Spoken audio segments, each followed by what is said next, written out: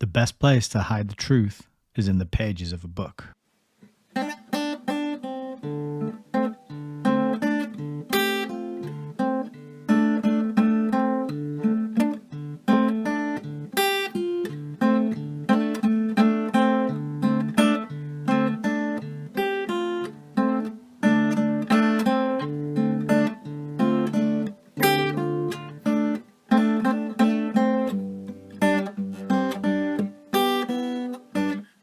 should just read.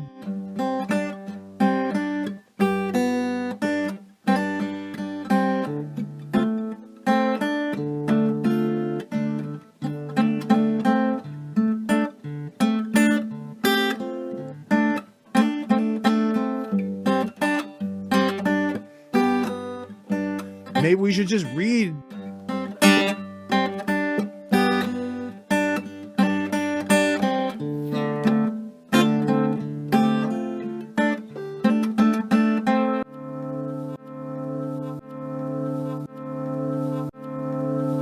Welcome to Hayes Reviews.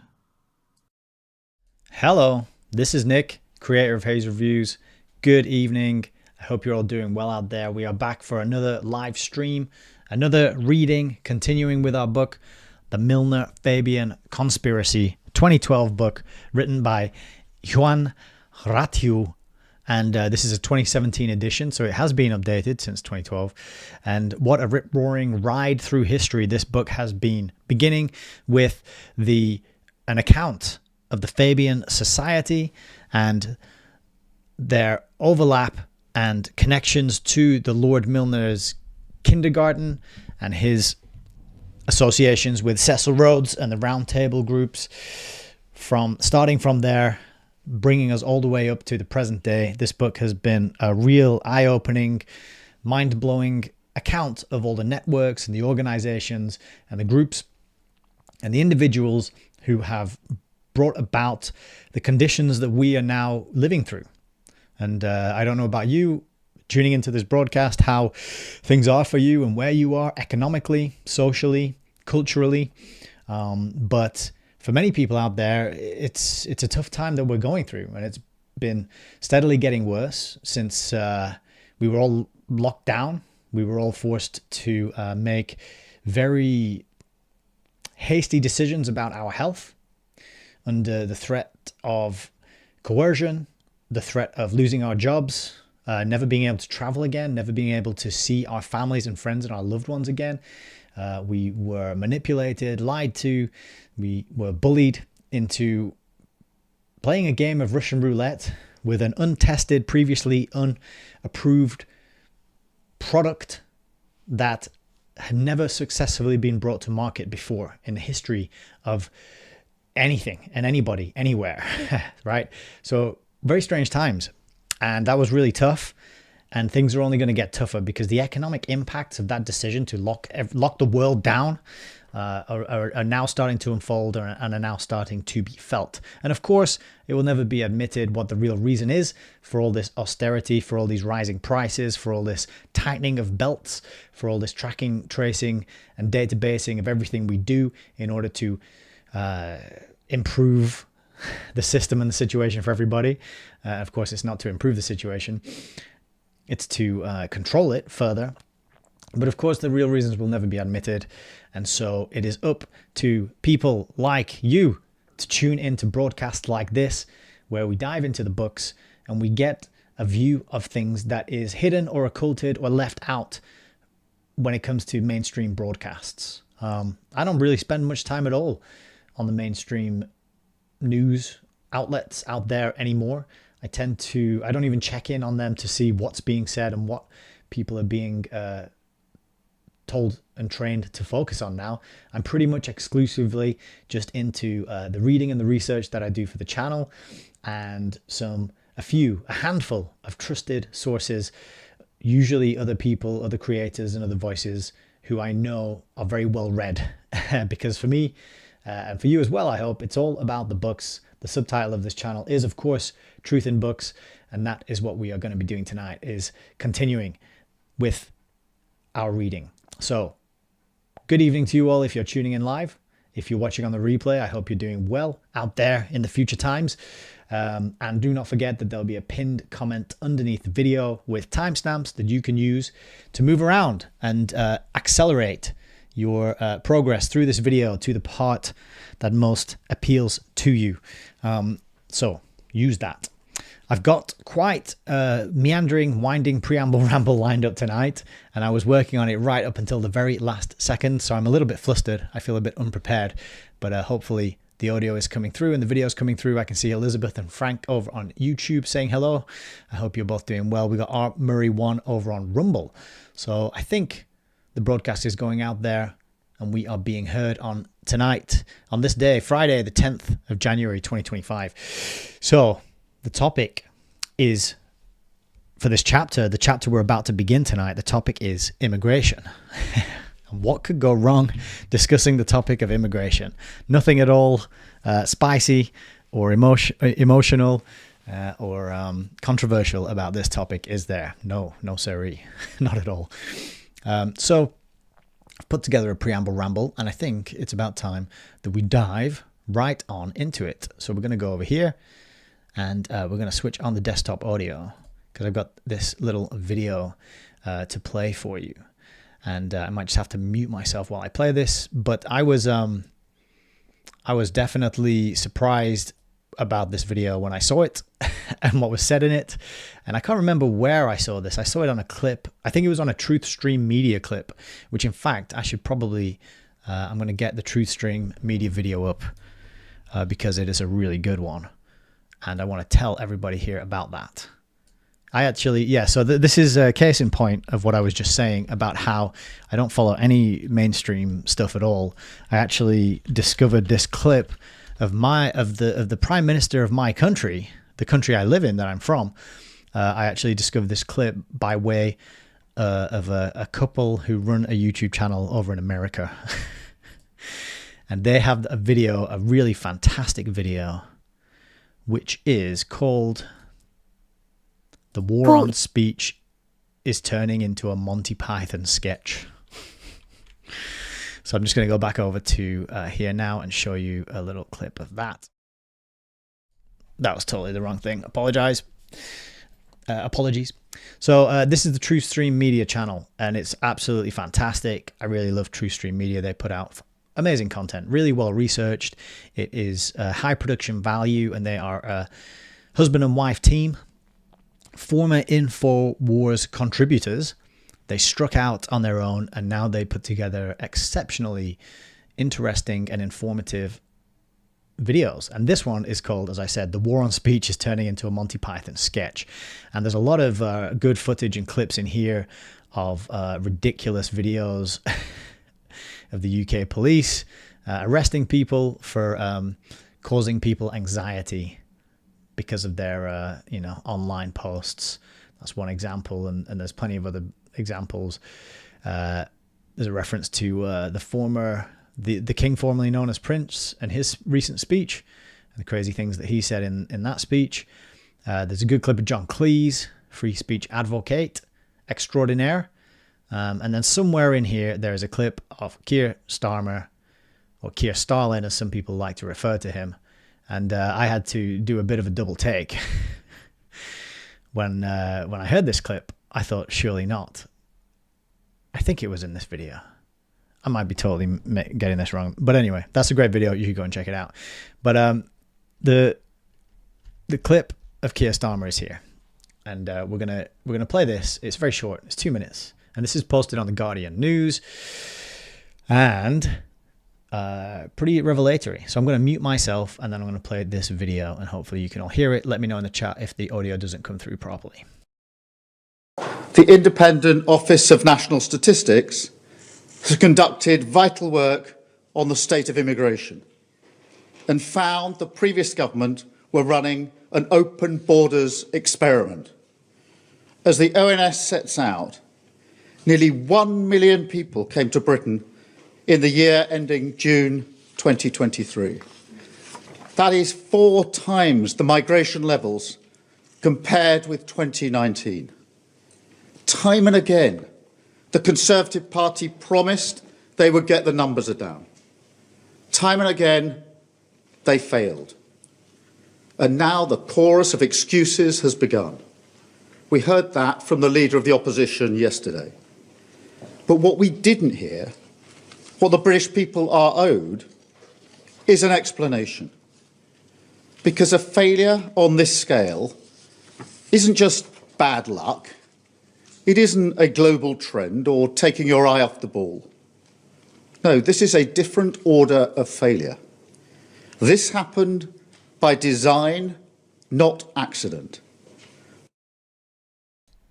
We don't even need to watch the rest of it because he's already said the key quotes up to this point, right? This happened by design, not accident. This is a result of policy.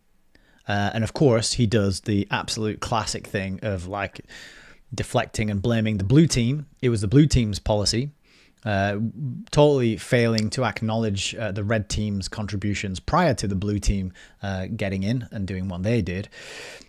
And this is a real genius play. I was thinking it's a really genius play because it tends to be the red team supporters who are very much in favor of open borders and immigration and taking in the world's poor and unfortunate and allowing everybody who is in dire straits to come in and benefit from our infrastructure and our excellent services. That tends to be more of a red team type way of thinking.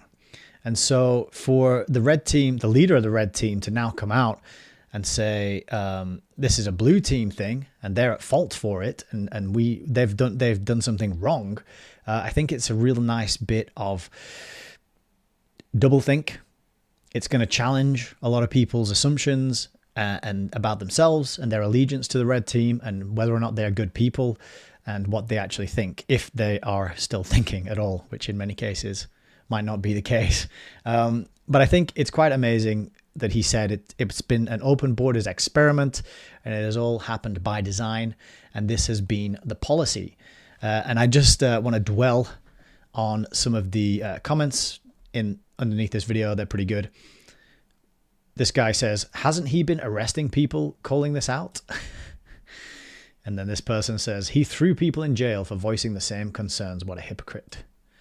And then this person says, how about Labour run a closed border experiment and compare results?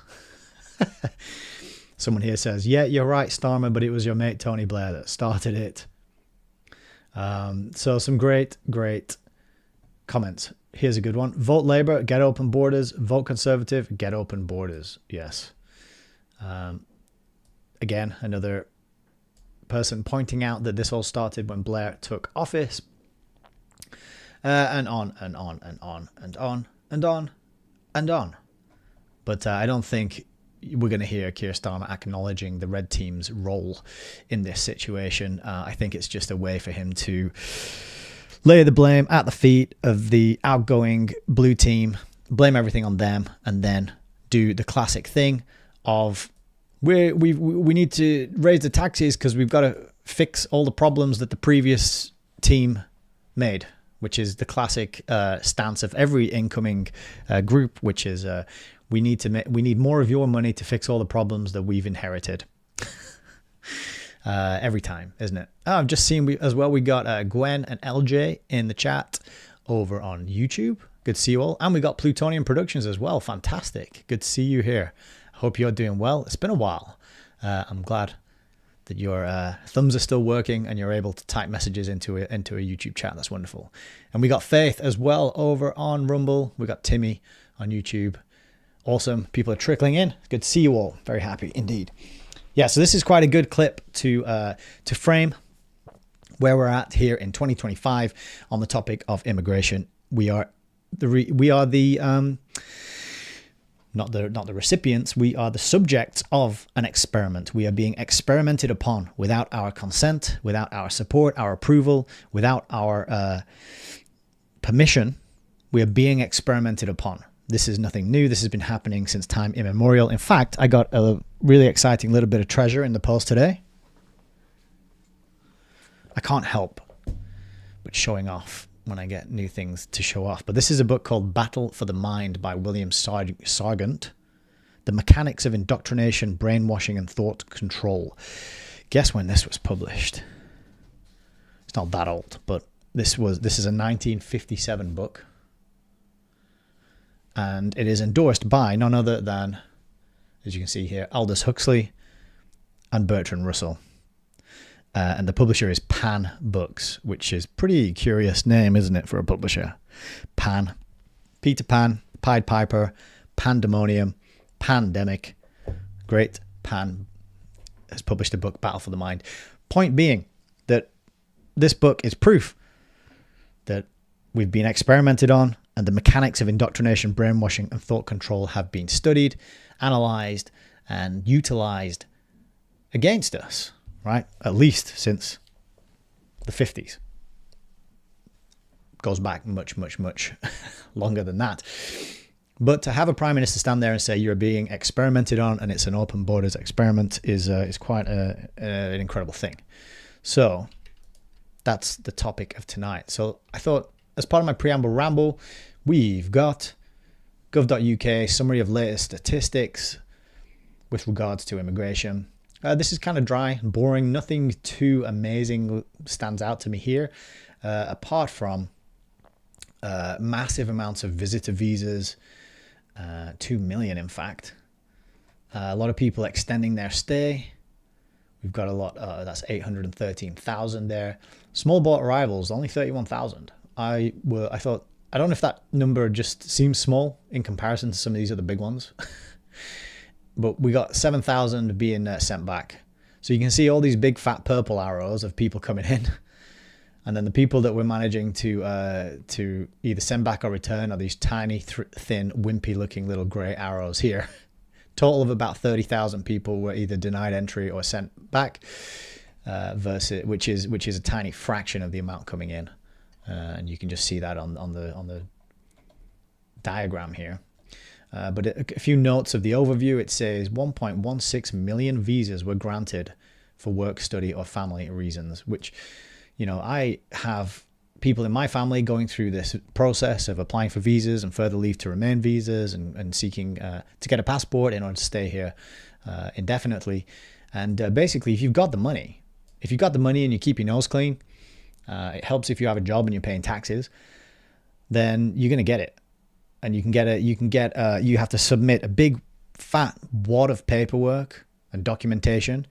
But if you pay an extra, I don't know, £1,500 or something, or £800, if you pay extra for the priority service, they'll get an answer back to you within hours.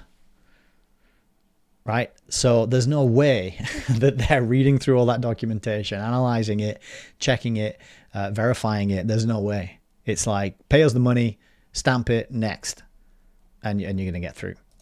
So that's the way it works. If you've got the money, you can pay your way to being allowed to stay. So there you are. There's a little poem for you. I'm a poet, and I didn't realize. It says, in the same period, almost 40,000 people were detected arriving by irregular routes. So no idea on how many were not detected, but 40,000 were detected.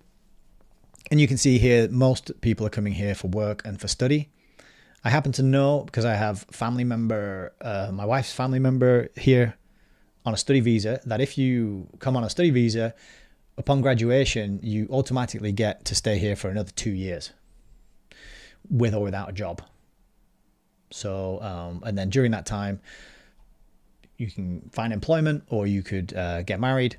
And, it's just another way to bring money into the country. I think that's largely what this whole system is about, is that people outside the country have a bunch of cash and they're willing to pay all the fees and the red tape and the accommodation for their children to come and study. And of course, the children who come here to study, they need money to buy things and eat and pay rent, etc., etc. So a lot of money comes in through this system and is pumped into the economy that way. We've got some stats on visitors, pretty high numbers. Mainly people coming, like I said, to work, to study, and to stay for family reasons. So it's not like world-changing stuff. It's pretty boring information, to be honest. I think the more important and vital information is looking around you at your communities and city centers and workplaces and seeing whether or not things are changing on the ground where you are at. That's the really important and vital data to be bearing into mind, because graphs, figures, how to lie with statistics, that's a famous book. Bill Gates had it in the background of one of his videos that he made during the pandemic back in the good old days of 2020, 2021. Statistics, graphs, they could be made to fool people and often are used for that purpose. But I think we can all agree that the numbers of people being returned is paltry compared to the numbers arriving. So we can probably expect more the open borders experiment to continue. I also had occasion to be in a hospital fairly recently, and I noted a big sign on the wall that said, register with your GP. You do not need proof of address or immigration status or an ID or an NHS number. You just need to physically be in the country, and you can avail yourself of the health service for what it's worth. In my opinion, it's not that great of a health service, but you can avail yourself of the health service, which is, of course, paid for with taxpayer money. So money that people are forced to give up, that is collected and used to prop up this health system is given to people with they don't even need to prove who they are. They don't need to be here legally. They don't even need to have a place to live, which seems a bit crazy to me. People who've been paying into a system and paying for a system for their whole lives, and that system is then just open to anybody who can get here. It just seems a bit funny. I mean, I wouldn't expect every other country to give me healthcare if I went there with nothing and having paid nothing into the system and arrived there with no accommodation, no ID, no money. I wouldn't expect to be taken care of. I'm sure, it might happen. People are very generous and kind for the most part. But this might have something to do with why so many people like to head on over to jolly merry England. It was just a thought. I just noticed a big sign, and I thought I was shocked. Actually, I was surprised. I thought surely you've got to at least have an address or an ID or some sort of documentation, but no, you don't. Just be a human being and get on in there. So, topic is immigration tonight, and the opening of the chapter, I had a little scan of the first page, and the first paragraph it makes mention of a YouGov poll. So YouGov is a polling organization, yougov.co.uk, and they conduct polls to gauge people's opinions. And I don't know, I've never been invited to take part in a YouGov poll. I don't know who's taking part in it. The whole data could be completely massaged and made up for all I know. But the author makes reference to a poll, and I thought I'm going to look up this poll and find it and see if I can verify its existence. Okay. And what he claims is, I'll go to the book camera very quickly and I'll show you what he claims. It's right here. He says that about a survey by the YouGov polling organization conducted for the Prospect magazine shows that the majority of Britons believe that the number of immigrants is, quote, the worst thing about Britain. Right? And that apparently came from a 2012 poll. And there's some extra words here. So maybe 2015. Perhaps I was looking for the wrong year. But I thought, right, I'm going to seek up this poll, have a look at it, find out if it exists. So I typed in YouGov, worst thing about Britain 2012 into the Brave search engine, and I was immediately corrected and guided towards the page, what is the best thing about Britain according to Britons? I'm like, okay. I did find, however, this poll here from last year, which is saying that in most ways, most Britons think the UK is worse now than it was in 2010. Curious. So I thought I'd try a different search engine though, see if I can turn up this 2012 poll about the worst thing about Britain. So I tried the Google, same search term, and it gave me some of the YouGov polls, but from different years.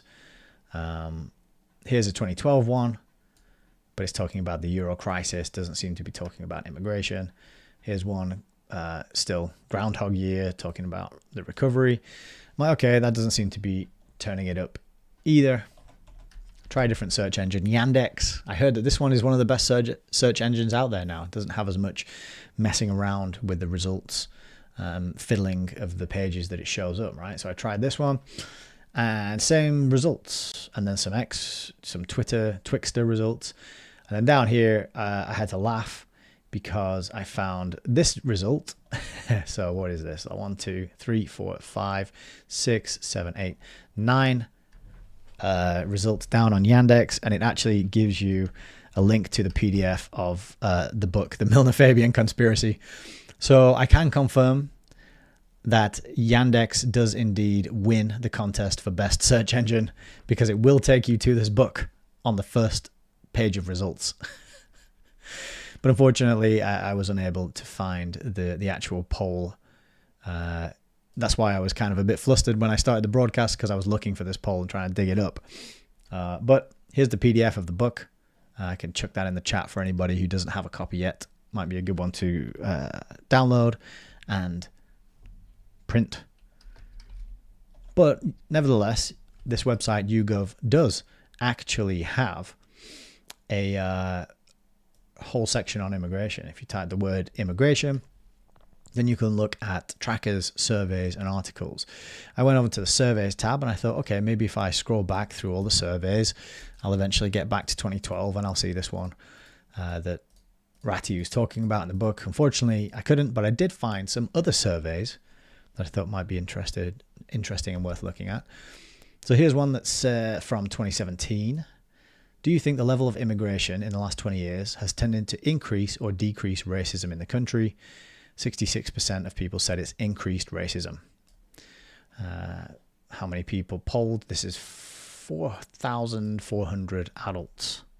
66% think that more immigration increases racism. And I've explained this on the channel before, that obviously it is going to, because if you have a bunch of people who are all similar and look the same and have same sort of cultural background, language, cuisine, celebrations, holidays, films and music, etc., then people are not going to be racist, because everyone's the same.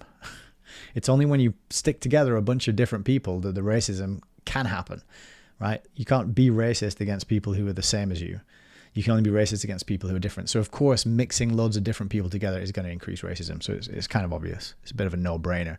But it's just, again, it's one of those contradictions, one of those pieces of doublethink that the people who might say, yes, we need to, multiculturalism is a really fantastic thing and we need more of it and it makes people stronger, it makes things better, will also say that racism is a terrible thing and we need to get rid of it. And it's like, well, you're in support of the thing that causes the thing that you want to get rid of and prevent. It's contradictory. It doesn't make any sense. You need to think a little bit more about your positions there. But good to see that this does seem to make sense and reflect reality, the results of this one. We've got one here. Do you think the children of illegal immigrants should be treated the same as other children when it comes to school places, or put further down the list? And the winning result was 47% saying put them further down the list. And again, this could be similar to the access to GP or NHS services. It's like if you paid into a system for much longer, then you are probably going to want priority given to the family members, the descendants of the people who've been paying into that system for the most amount of time. So I could see why people would vote for should be put down further down the list, honestly. But this one was quite close. I guess it's because it's children and it's not the children's fault, right? So I can also see why this is a closer vote than the previous one. We've got another one here, which is kind of off topic, but also on topic because of the more broad scope of the book. Do you generally feel positive or negative about the concept of globalization? 32% said don't know. Only 11 said strongly negative. 27% slightly negative. 24% slightly positive.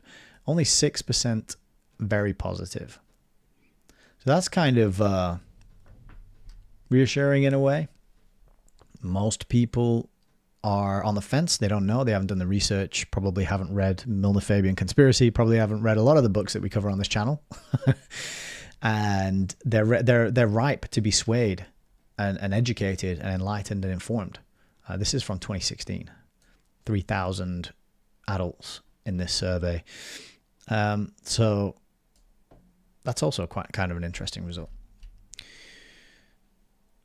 We've got one here which basically says, would you agree to take a refugee into your home for 6 months? 76% said no. Straight up. Nope. Don't want them in my house. You got 10% of people saying yes. And that's 14,000 adults on that one. Would you take a refugee into your home from Syria, Afghanistan, and African countries? Very hard no from the people who take part in YouGov polls there. Another one, do you think the fact that some immigrants are prepared to risk their lives to come to the UK is because, and there's 3 options here, is it because the UK has a reputation as a successful economy with jobs and opportunities, or is it because the UK has a reputation for generous welfare and free housing? And 66% chose the second option, and that's 4,400 adults. So again, it's being able to travel to a place and then avail yourself of the benefits of that system when you've never paid into it, and maybe you have no intention of ever paying into it. It's a bit of a loophole that I think alarms people and worries people who are paying into that system, who are and who have parents and grandparents and great grandparents who've built and paid into that system. It's very disheartening to see it. The doors opened to people who have never contributed and maybe never will, right? Because there's not much incentive to contribute if you can just show up and reap the benefits and the rewards without just doing anything to deserve it. So pretty interesting website. And then the last one I looked at, and it was a shame that this didn't go further back in time, but has immigration in the past 10 years been good for Britain? And you can see the trend. It only goes back to 2019, unfortunately, and that's the maximum we can get. It only goes back 5 years, which I think is a bit of a cop-out. I'm sure it'd be better to see it go back longer.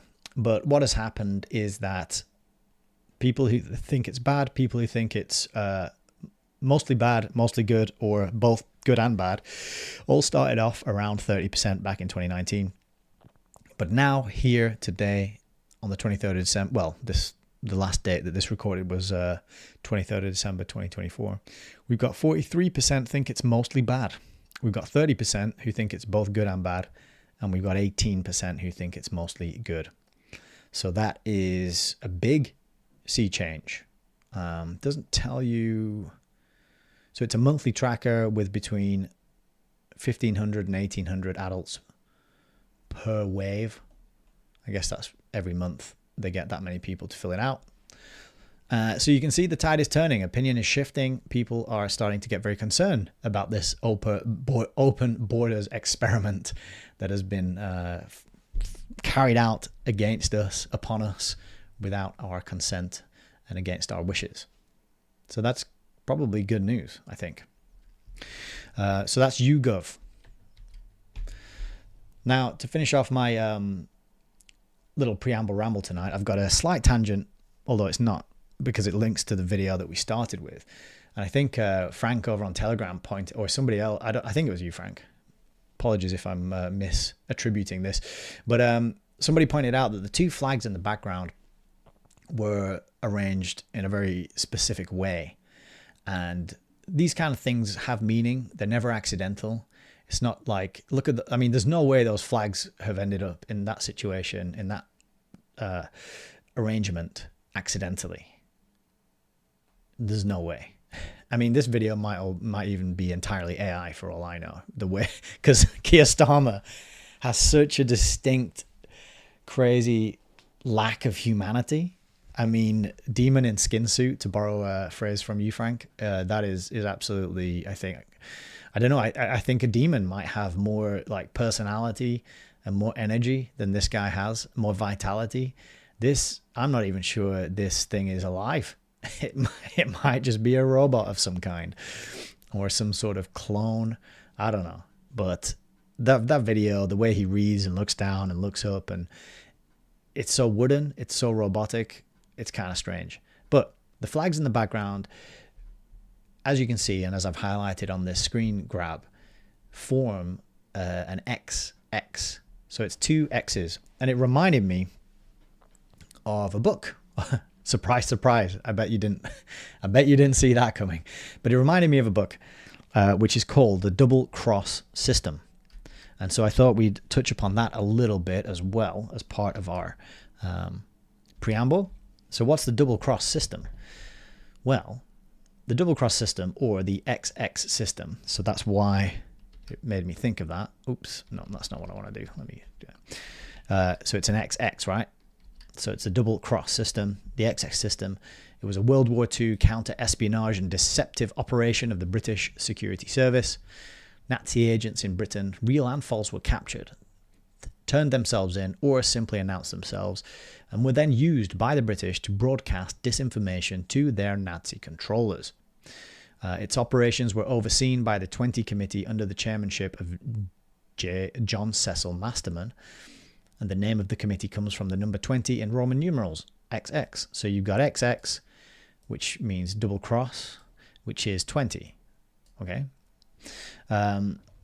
This double cross system was recruiting German agents and flipping them and making them work for the Brits. Okay. It tells us here that of the agents from the German intelligence services, and that's these are the names of the services. I'm not going to be able to pronounce this, but you've got like Abwehr, and then this one is Sicherheitsdienst, and this is the SD. This was the intelligence agency of the SS and Nazi Party, and the Abwehr was German military intelligence service for the Wehrmacht and the Reichswehr. So these were the German intelligence services, and they were sending agents over to England, and the Brits were sending them back, recruiting them and sending them back in many cases. Some of them turned themselves over to the authorities, and others were apprehended because they made mistakes. This bit was the part that stood out to me, though. Later, agents were instructed to contact agents who, unknown to the German intelligence services, were controlled by the British. The German intelligence services sent agents over by parachute drop, submarine, or travel via neutral countries. The last route was most commonly used, with agents often impersonating refugees. Interesting, eh? Just that ties it in to this topic of immigration, of mixing peoples together. How do you know that you're letting in good people, wholesome people, people who want to work hard, people who want to contribute and improve the society and the lives? You know, how do you know that you're bringing in the brightest and the best and the most hardworking? How do you filter the people who just want to exploit and take advantage of free stuff versus the people who are genuinely curious about the culture and the country and want to experience it and contribute and uplift it, right? So I thought it was quite a nice little link that it was mentioned on the double cross system Wikipedia that agents very often impersonated refugees, and we're getting a lot of refugees, not just in England, but in many other places. So a little bit more about John Cecil Masterman before we wrap up our preamble ramble tonight. He was a British academic. He was an OBE. He was a Sir, and he was a Vice Chancellor of the University of Oxford. Surprise, surprise. It seems to all go back to Oxford, doesn't it? Time and time again. But in the First World War, he was an exchange lecturer at the University of Freiburg, and as a result spent 4 years interned as an enemy alien in an internment camp. And then when he got out of that, he became a tutor in modern history at Christ Church, Oxford, where he was also censor. And this use of the word censor surprised me a bit, because I think of censor, I think of preventing people from speaking, controlling speech, deplatforming them, censorship, the punishment of those who dare say things that are not to be said. But apparently the word censor also means senior tutor. At least at Oxford, that's what it means. And then it says after the Second World War, he went back to Oxford, and then he became Vice Chancellor.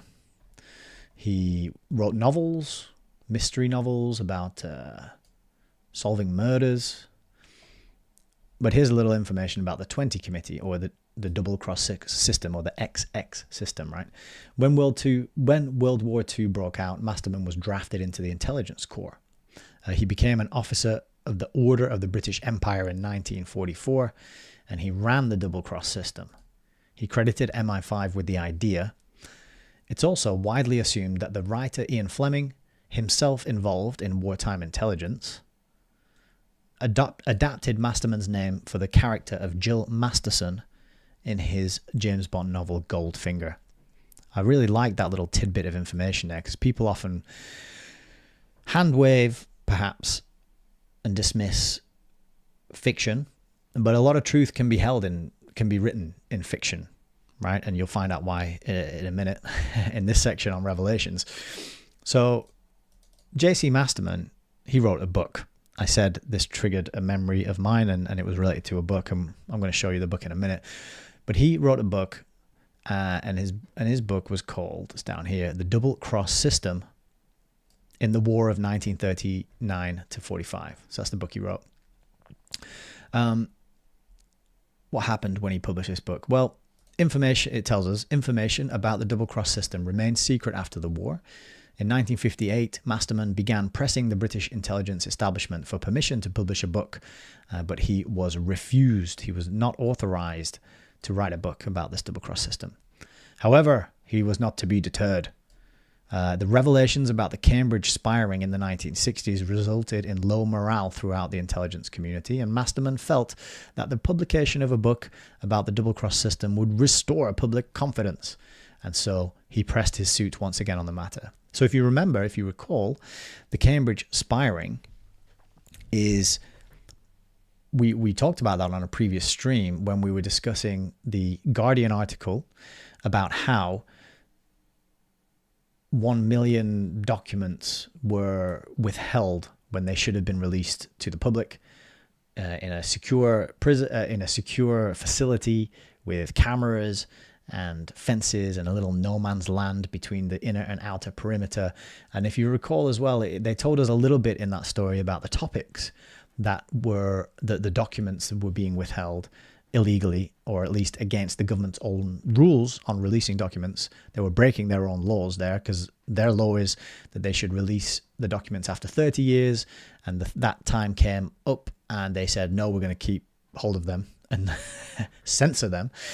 The Guardian article told us a little bit about the topics, and one of the topics was Rhodesia, and another one was the Cambridge spying.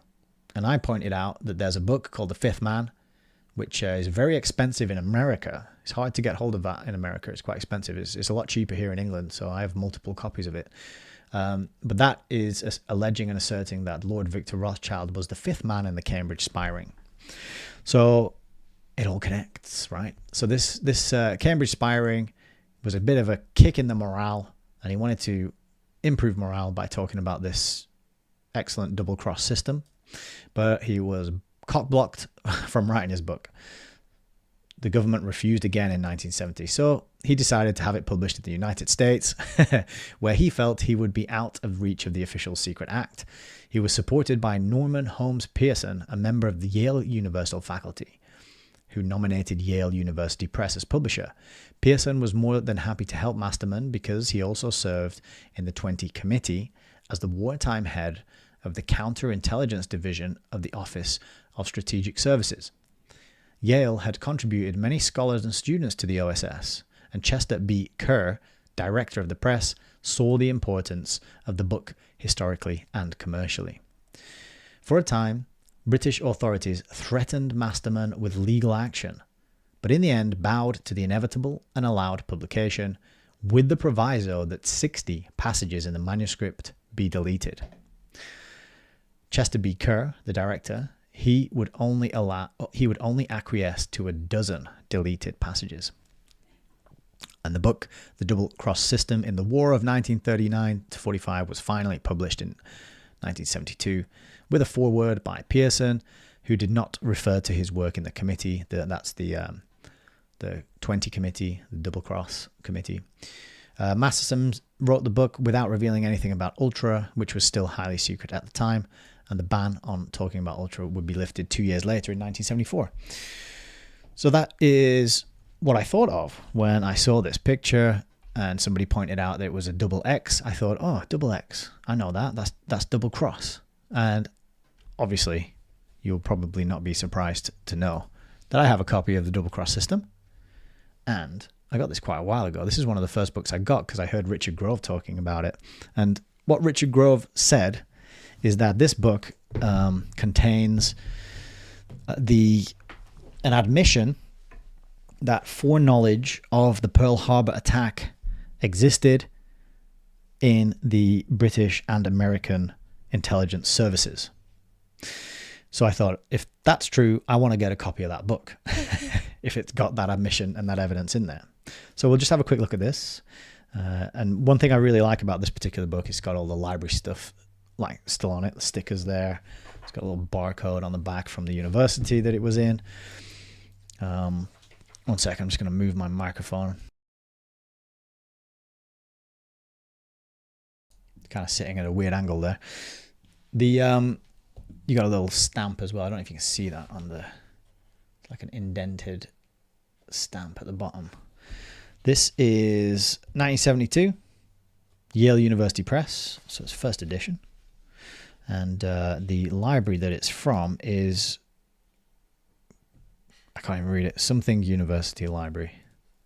Oh, there you go, Duquesne. It says there, Duquesne University. So I have no idea what that is.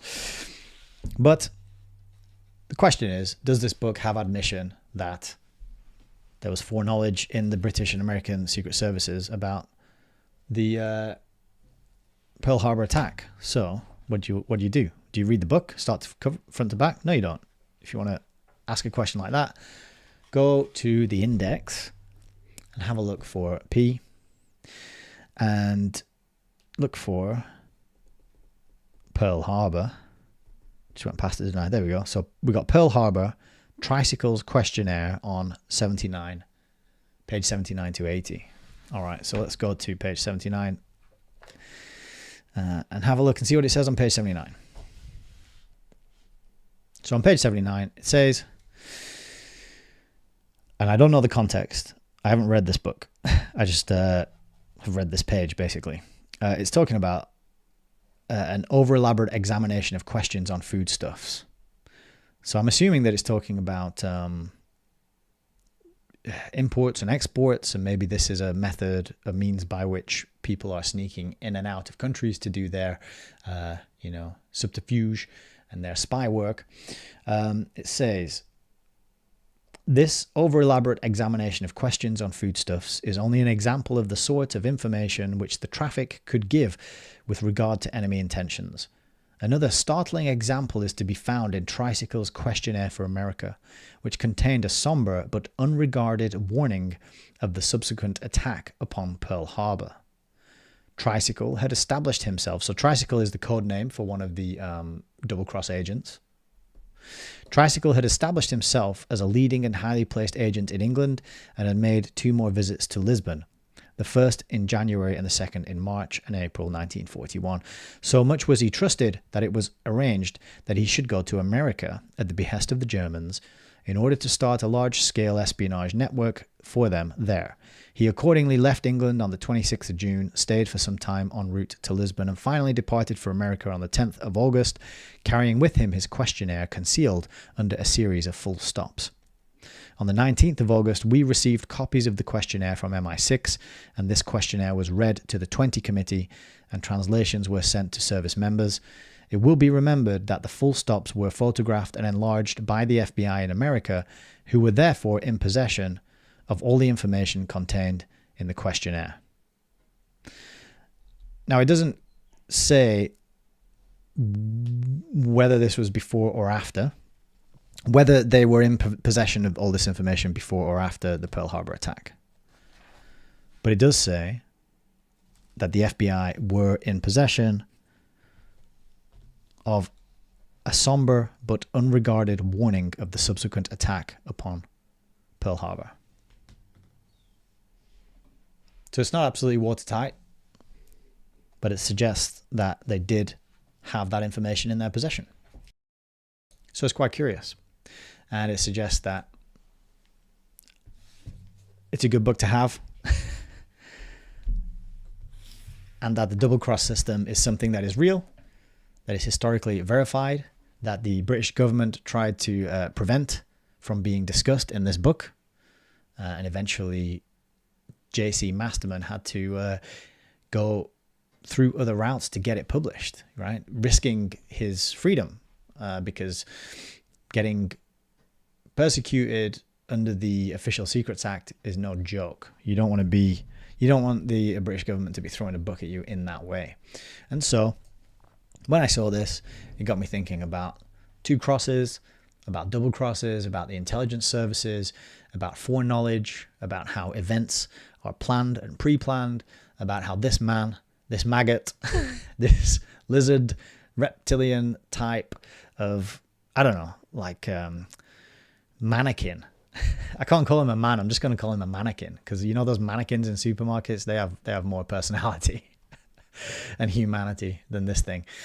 But he's standing there telling us that we have been experimented upon, an open borders policy. He's got a big double cross in the background.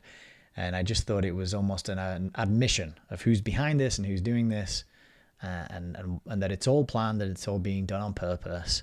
And the idea that you have a say in it, and that this person standing in front of you is your democratically elected leader who is going to change things for the better and look out for you and cares about you and your family and your well-being and your future. It's an absolute farce. And if you believe in that fairy tale, then I don't know what to say, because you have every right to believe in fairy tales. I'll just say that much. So that's the double cross system. That is my little preamble ramble. I think that's all I've got for you tonight on the preamble ramble. I want to get this picture off the screen now because I'm sick of looking at it. So thank you for joining me on the preamble ramble. We are going to get into the book next. But before we do, I'll just remind people that if at any point you feel moved to support the channel, then you can head on over to allmylinks.com/Hayes Reviews, where you can find everything you need to stay in touch. You can get in touch by sending me an email. There's ways to support and donate. You can send cryptocurrency. You could sign up to subscribe and follow on various platforms, including Rumble, Odyssey, YouTube, Instagram, Twixter, and Telegram. You can listen to my album of music called Brave New World Order, and you can join my free online community. It's free for now, but if you do, you will find something like this on the inside. We just hit 50 members, which is very exciting, and thank you to everybody who's signed up so far. If you sign up, it's free. You just pop your email in, make an account, then you can come to the classroom page up here, and at the classroom page you can have a look at a number of things. One, I just added this today. This is a link to join the private Telegram group chat. This is where I hang out every day, talk to the people in there. We discuss the things that we've covered on the stream, as well as books and other research and sources and resources. It's a nice place, good people. I'm very close to the people in that group. And so if you want to hang out with book nerds who are interested in these kinds of topics and connecting dots and understanding history, then please avail yourself of this opportunity to join the device community for free, and grab that link. And there's also a link there as well to download Telegram for your desktop if you do not have it already. There's a lot of good stuff on Telegram. We'll see how long it lasts though, seeing as the owner of Telegram was arrested and all the data of people using it has now been sold to MI5 and MI6 and CIA and all that lot. But, you know, nothing's private on the internet. You should know that by now. Also, we've got a archive here. Well, it's going to be an archive. Currently, there's only one entry, but this is where I'm reading and reviewing books about technology and addiction. I've put an hour-long book review in there about this book, Trapped in the Web. And that'll give you some advice and insights into technology and addiction and what you can do about it, how it's affecting people. And I'm going to be filling this up with more book reviews very soon, just as when I have time to record them. I've read the books, but I just have to record them. And then last but not least, we have the book club replays. So we're holding book club meetings twice a week. We're reading a chapter, having a discussion. We've read 4 chapters of this excellent book, 4 Arguments for the Elimination of Television, and all the replays are there, and you can catch the reading, listen to the conversations. This is a really good book. I'm very much looking forward to continuing. We're just getting to the end of the first argument against television. We're going to be continuing and wrapping up that chapter tomorrow night. If that sounds interesting, you can head to the calendar tab where you can see all the events. So Tuesdays, Fridays, this is what we're doing now, Hayes Reviews live streams. Wednesdays, Saturdays, we've got 6 till 9 p.m. We're having our casual hour-long hangout group call. And then from 7 o'clock, it's the book club. And that usually lasts about 2 hours. And if you click on these events, you will get a little Zoom link. And you click on the Zoom link to join it. And then you get to participate and say hello. You don't even have to say hello. You don't have to have your camera on. You can just join the call and listen in. There's no pressure. There's no expectation. There's no, nothing is mandatory. If you just want to log in and listen, you are free to do that. I'm not going to call on you and say, hey, talk to me and introduce yourself and switch your camera on or anything like that. There's no obligation to do anything you feel uncomfortable doing. All right. So that's devised. Think about joining. It would be great to see you on the inside. And I'm going to be adding more stuff to this as time goes by. So that's it for the preamble ramble, pretty much. allmylinks.com/Hayes Reviews. And I think it's about time to get on over to the book. Hope you're all doing well out there. I've seen some chat over on YouTube. I'm not sure if I'll be able to review everything that was said, but I can have a quick look. We've got, did I say hello to Faith on Rumble? I think I did. And we've got ESP over on Odyssey as well now. Good to have you here, sir. Hope you're doing well. It is kicking off in YouTube. I don't think I'm going to be able to recap all this chat. So I hope you're all being excellent to each other and having a good conversation in there. Frank Lennon says, Masterman, OBE, another open border experimenter. Maybe so. Maybe so. It's a strange thing, isn't it? To have a border and then to just ignore it. You know, like, it's a strange thing to have these borders, have these things called countries, and then pit the armies of these countries against one another and have whole generations of men murder each other in the name of this country. And then only for, like, you know, 2 generations later to open the borders and just let anyone in from anywhere who wants to come and use the free services there. It's crazy when you think about it. Like, does a country have sovereignty or not? And I think we are finding out that countries do not, at least in the eyes of the people who are involved in the Milner-Fabian conspiracy, the eyes who are imperialists. They are socialists. They want to bring about a technocratic scientific system of governance whereby everything is tracked, traced, and databased and under the control of some sort of AI system. All your data belong to us, and every decision about what you can do, where you can go, who you can meet, how you can travel, what you can buy, what kind of job you can do, where you can live, all of this is going to be controlled. It's going to be fed into a system, a digital system, and that system, that digital representation of you, is going to be more significant and more important than the actual real living you in reality, at least in the eyes of the people the managers who run the system and see themselves as the world controllers, this managerial class, this leisure class who don't want to do anything productive and don't want to do anything creative, probably can't do anything productive or creative. They just want to sit back and enjoy their wealth and their power and their control while other people scramble around trying to make ends meet, trying to pay bills, trying to meet ever increasing prices, trying to live lives of comfort, but actually ending up living lives of quiet desperation. It's all been done. It's all been done by design. The experiment that Keir Starmer talked of is not just an open borders experiment. That's the open borders side of it is one tiny part of it that's been done on purpose. But I would say that all of it's been done on purpose. All of it's done by design. All of it's done by policy. It's all been brought in by policy, whether that's economic, financial, cultural, educational, all aspects and angles of the system that we live in has been designed as an experiment upon us, and we've had no say in it. And that book that I showed at the start, The Battle for the Mind, I'm sure that's going to be an interesting read. But other books as well. World as Laboratory is another good example. We've got this one, which is I talked about with Melissa on our discussion of Brave New World Revisited. This is Vance Packard's book, The Hidden Persuaders. The experimenting has been going on for a very long time, and nothing is accidental.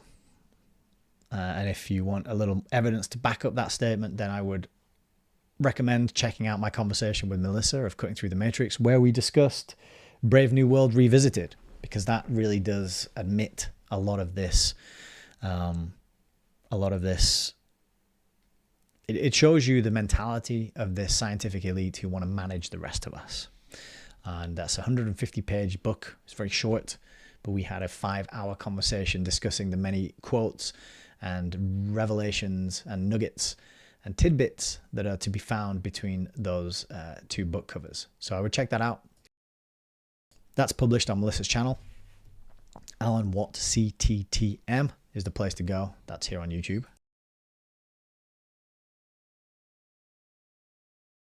But for now, we're going to go back to immigration, and we're going to learn about what Ioan Ratiu has to say about this not at all controversial topic that everyone is really grateful for. Because as we saw on all the polls that we looked at, people think on the whole that immigration is a wonderful thing, and everybody wants immigrants to come and live in their homes. And if you wouldn't have an immigrant in your home, then would you want one in your community, on your street, in your city, in your country? You know, that was a high proportion of people who didn't want immigrants in their homes. But anyway, I'm going to stop rambling, and we're going to get on with the book. We've got, this is a long chapter. I don't think we're going to finish the whole thing tonight, but I've got a place that I want to get to. So without any further ado, let's start getting there. So this is chapter 8, Immigration. Immigration is one of the most hotly debated topics in Britain and other Western countries. The immigration debate on the BBC One programme Question Time, watched by 8 million viewers, showed that the British people are very concerned about immigration. A survey by the YouGov polling organisation conducted for the Prospect magazine shows that the majority of Britons believe that the number of immigrants is, quote, the worst thing about Britain. Similar concerns exist elsewhere in Europe, for example in France and Germany. And then Ratiu asked the question, is it racist to oppose or express concern about immigration? As immigration inevitably involves interracial relations, it is essential to clarify an important point from the outset, namely whether debate on or opposition to immigration is in any way racist. In attempting to answer the question, we note that the dictionary definition of racism, which is based on the established usage of the word, is prejudice based on a belief in the superiority of a particular race, and that's from the Oxford English Dictionary. This is acknowledged by members of all races. For example, black writer Lindsay Johns admits that racism is making a pejorative judgment about someone based on their race. On this definition, opposition to immigration based on the indigenous population's inalienable right to life and self-determination cannot be racist, as it involves neither prejudice nor belief in superiority. On balance, claims that opponents of immigration are, quote, racists, are as absurd as saying that a house owner objecting to neighbours lodging themselves or being lodged by the state on his property is motivated by, quote, prejudice against the neighbours. Indeed, a majority of randomly selected non-white immigrants living in Britain, Jamaicans, Malaysians, South Asians, etc., whom we interviewed in 2011-2012, spoke out against mass immigration. This demonstrates that opposition to immigration cannot be construed as racism. As racist. In addition, all leading politicians in Britain, Tony Blair, Golden Brown, That's a song by the Stranglers about heroin. Not Golden Brown, we're talking about Gordon Brown, David Cameron, have said that expressing concern about immigration is not racist. According to Labour, Prime Minister Tony Blair, who's a major all the Labour Prime Ministers have been members of the Fabian Society, right? We learned that earlier in the book. According to Labour Prime Minister Tony Blair, concern over asylum and immigration was not about racism, but about fairness. His successor, Gordon Brown, similarly declared that he had never agreed with the lazy elitism that portrays anyone who has concerns about immigration as a racist. On his part, Conservative Prime Minister David Cameron has not only criticised those who regard opposition to immigration as racist, but has declared that control and reduction of immigration is of vital importance to the nation's future. Far from being a crime, opposition to immigration is a fundamental democratic right, as is opposition to any government policy. And the same applies to partiality and even to prejudice. After all, most of us are partial to or prejudiced against something or other. In fact, selection or accepting some things and rejecting others is a natural process that is fundamental to all aspects of human life, from thinking and feeling to eating, dressing, and choosing a partner, employer, or employee. It is not for a corrupt, immoral, and self-seeking state who does more harm than good to its citizens, and who, moreover, as a final insult, has conspired to dispossess and replace them, to regulate our innermost feelings and thoughts, or dictate who we can or cannot share our ancestral homeland with. That was an epic sentence. A really good one. Very long. But, well put. Unfortunately, the immigration debate has not been led by mainstream politicians, but has been hijacked by radical elements who are not accountable to the electorate. These elements have produced definitions of what constitutes racism, a racist action, or racist incident, which are not based on established usage of the English language, but are politically motivated recent inventions. For example, according to the 1999 Macpherson report produced by a government inquiry, the Stephen Lawrence Inquiry, a racist incident is any incident which is perceived to be racist by the victim or any other person. By this definition, racism is anything deemed to be such by anybody. It must be noted that, in legal terms, crime is an offence regarded as such by the law, and not any incident which is perceived to be a crime by the victim of any other person. Yeah, that's the key word in that stupid definition. Perceived. Oh, I perceive that you're being racist, therefore you must be arrested and thrown in a cage. The fact that racist incidents are treated differently from other incidents shows that the above definition is politically motivated and is intended as an instrument for suppressing all actions that are inconvenient to the ruling order. Thus, the term racist becomes a subjective factor comparable to reactionary or counter-revolutionary, used in communist dictatorships to suppress opposition and dissent. So very good, interesting comparison there to communist dictatorships.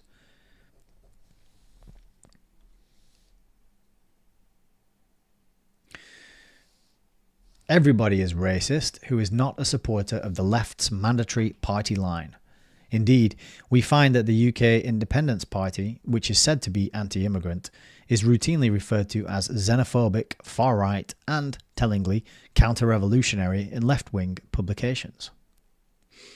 In an illustration of the absurd lengths to which the anti-racism industry is prepared to go in order to promote its agenda, Britain's National Children's Bureau has infamously demanded that British children's dislike of foreign food be treated as a racist incident.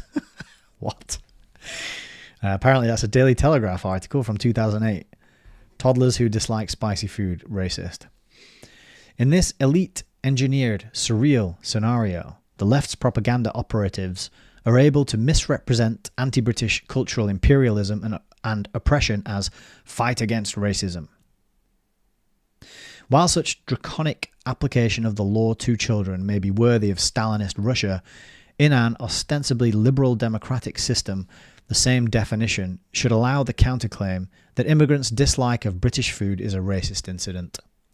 Similarly, the claim that opposition to immigration is racist can be met by the counterclaim that state-imposed mass immigration itself is racist. Yeah, this is the very logical analysis here.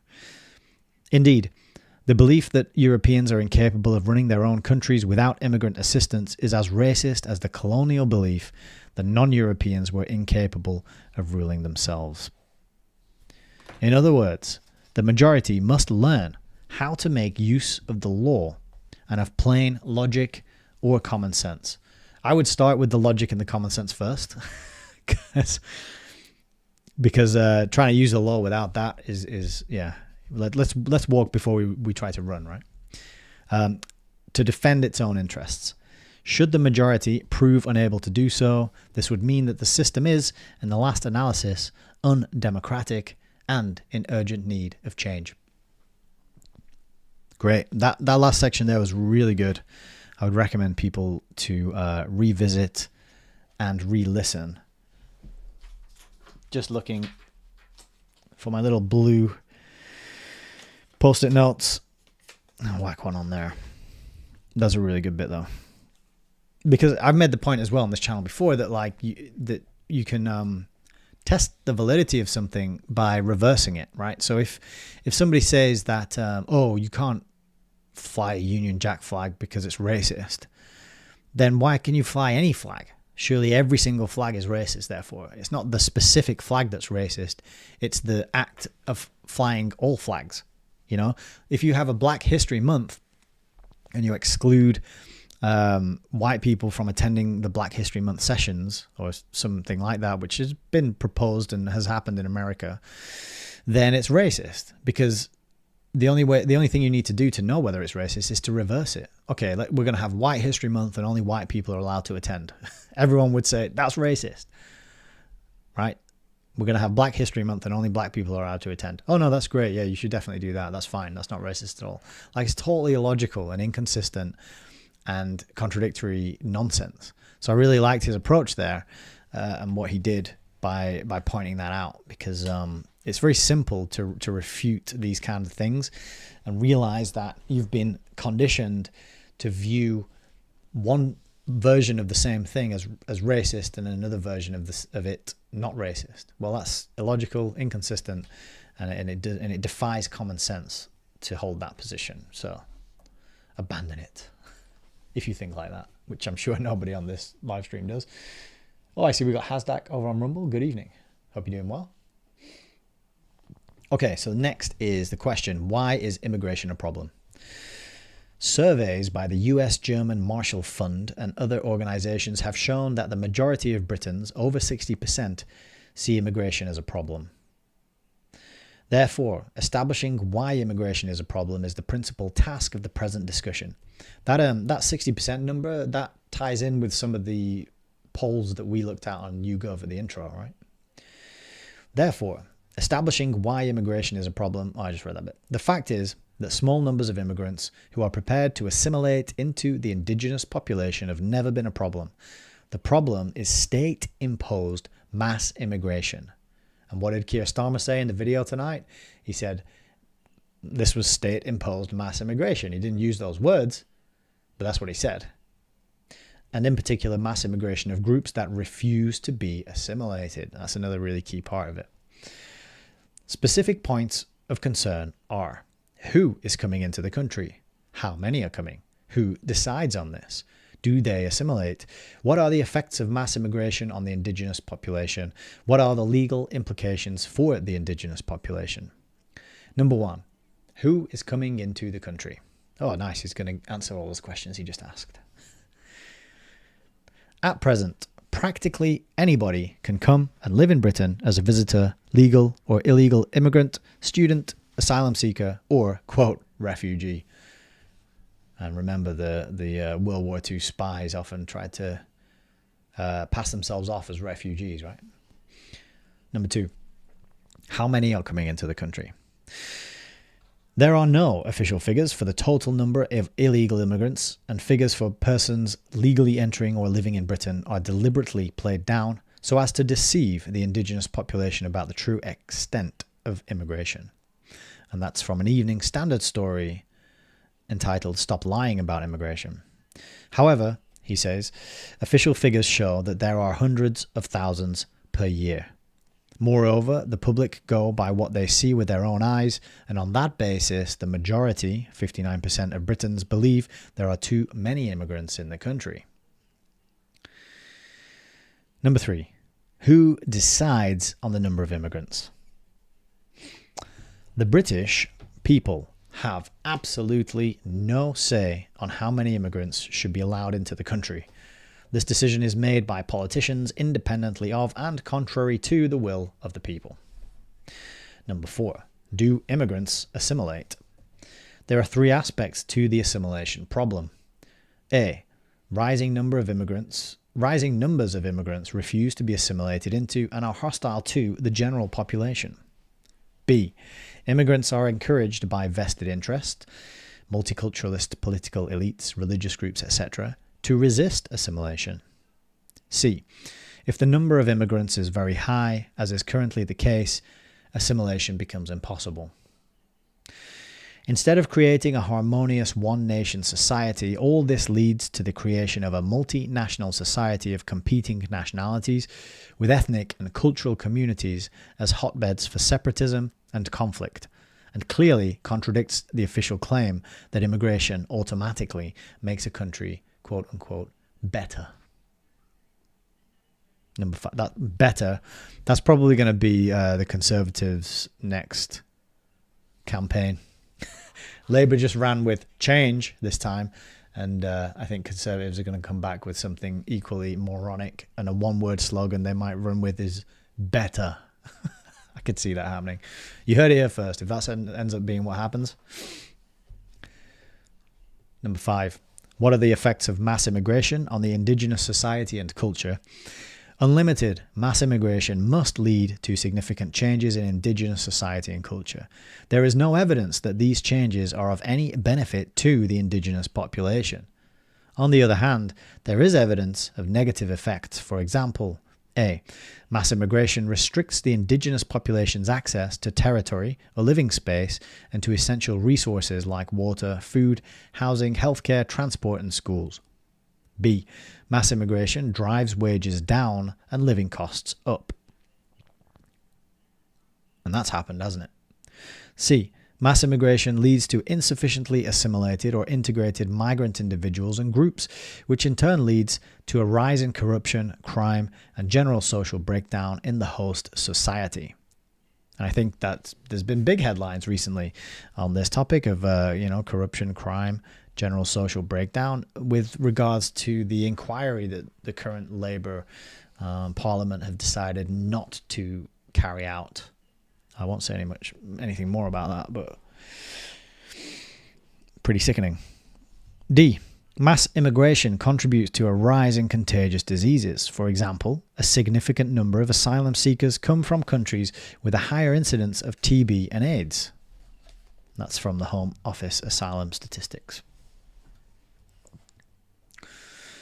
It may be noted in this context that according to Nick Davies of the pro-immigration and Rothschild-associated Guardian, rival newspapers like the Daily Mail fall on falsehood and distortion in their treatments of immigration. As an example, he gives a story run by the Mail in July 2003, according to which asylum seekers infected with the AIDS virus were putting public health at risk. Davies allegedly found that those who were infected came from countries which tended not to produce asylum applications. In fact, the story happens to be one example where the Mail does not fall on falsehood and distortion, though, as indicated below, there are other examples where it does. A 2008 report by the National AIDS Trust, which is partly based on Home Office data, states 3/5 of all HIV cases reported in England, Wales and Northern Ireland in 2006 were cases where the individual had been born outside of the UK. 3/5. And a large number of asylum applicants come from high HIV prevalence countries. E. Sustained mass immigration results in irreparable genetic loss to the host population. 6. What are the legal implications of mass immigration for the indigenous population?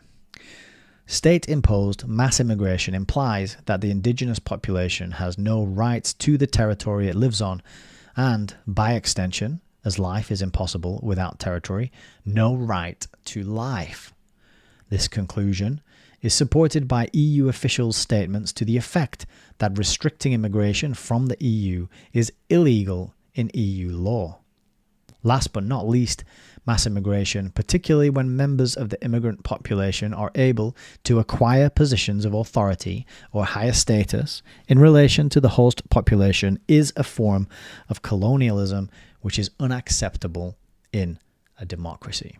Now, this is really well written, very sober, very fair, and very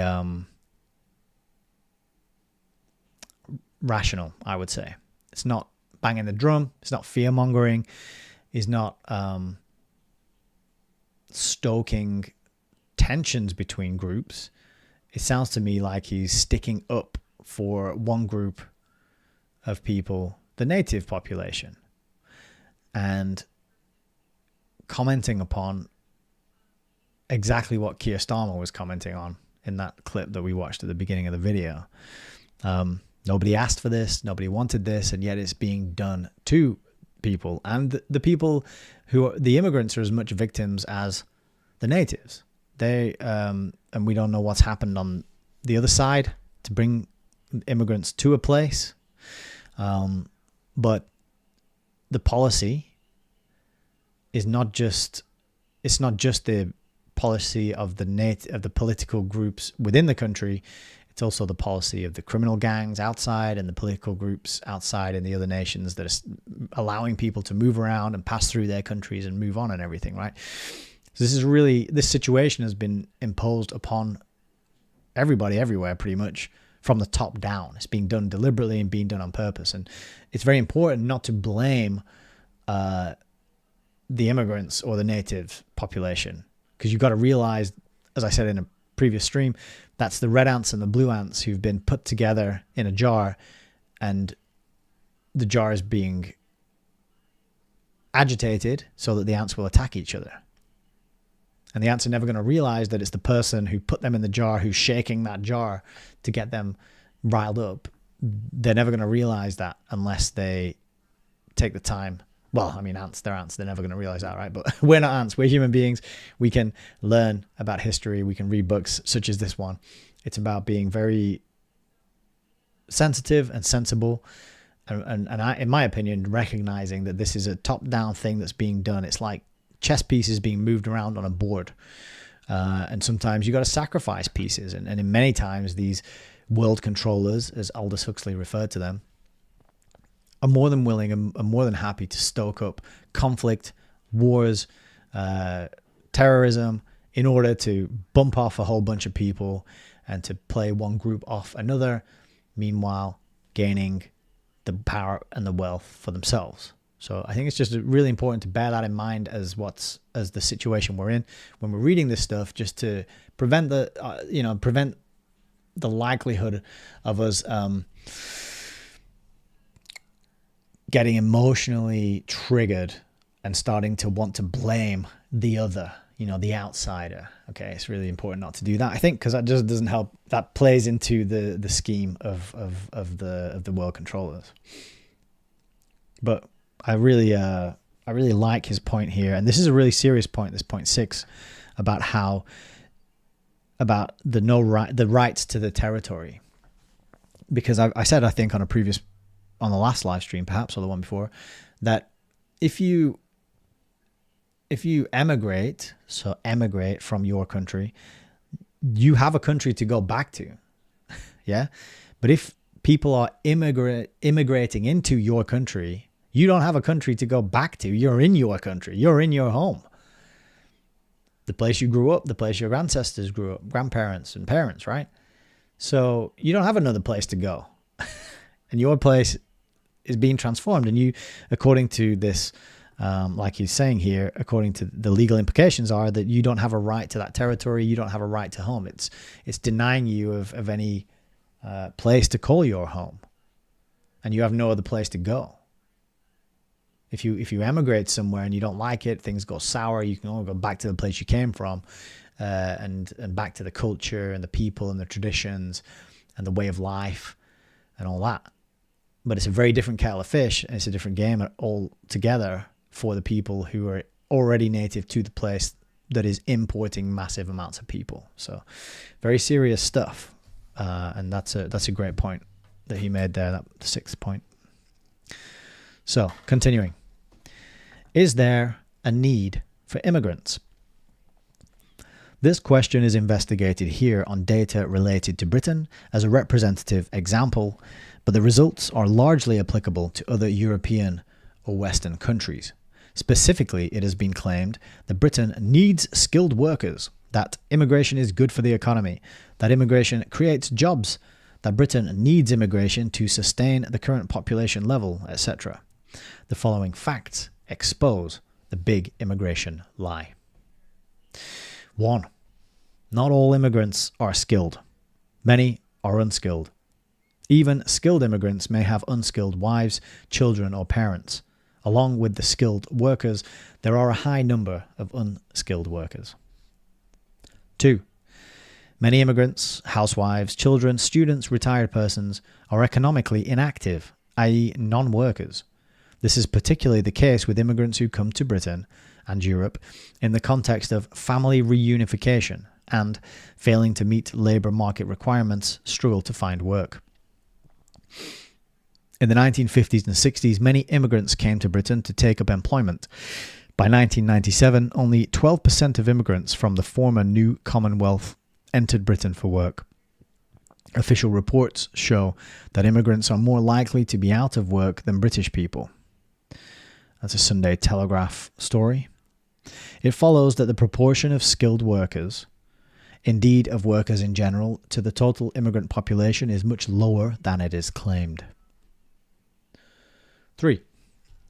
Even if all immigrants were skilled, which they are not, it does not mean that they all have the skills the British economy needs, nor is there a system to ensure that those who come to Britain have the required skills.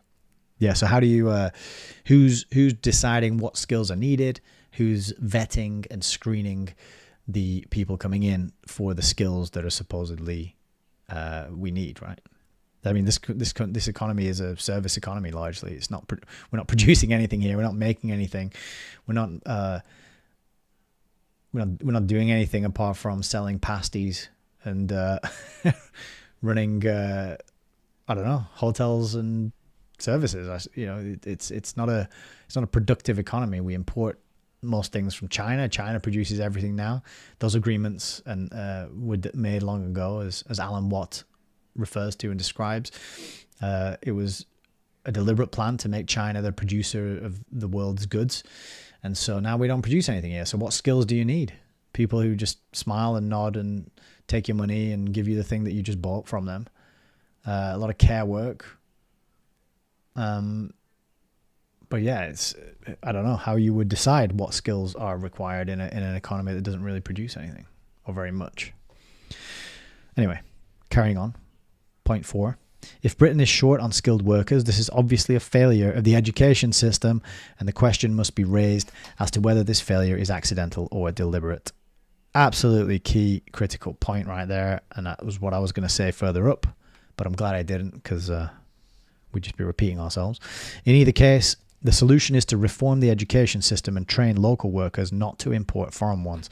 So I've said this before, this argument that we have to import skilled people, it's like the reason that he just hit the nail on the head. If that's the case, then it's our education system that's failing. And of course the education is failing because by design, it's designed to make dependent, useless, I can't think of a good phrase for it, but I want to say like adult children, adult-children, or childlike adults. So yes, you might be hitting 20 or 30 or 40, but you've got no skills, no business acumen, no ability to save money, no way to make yourself useful to the marketplace, no idea how to form an offer, how to advertise and market yourself in order to make a value exchange. It's like the life skills and how to be a productive member of society are not taught to people in school. I had to go drop a bunch of money on Richard Grove's Autonomy course to learn about all that, right, in my 30s.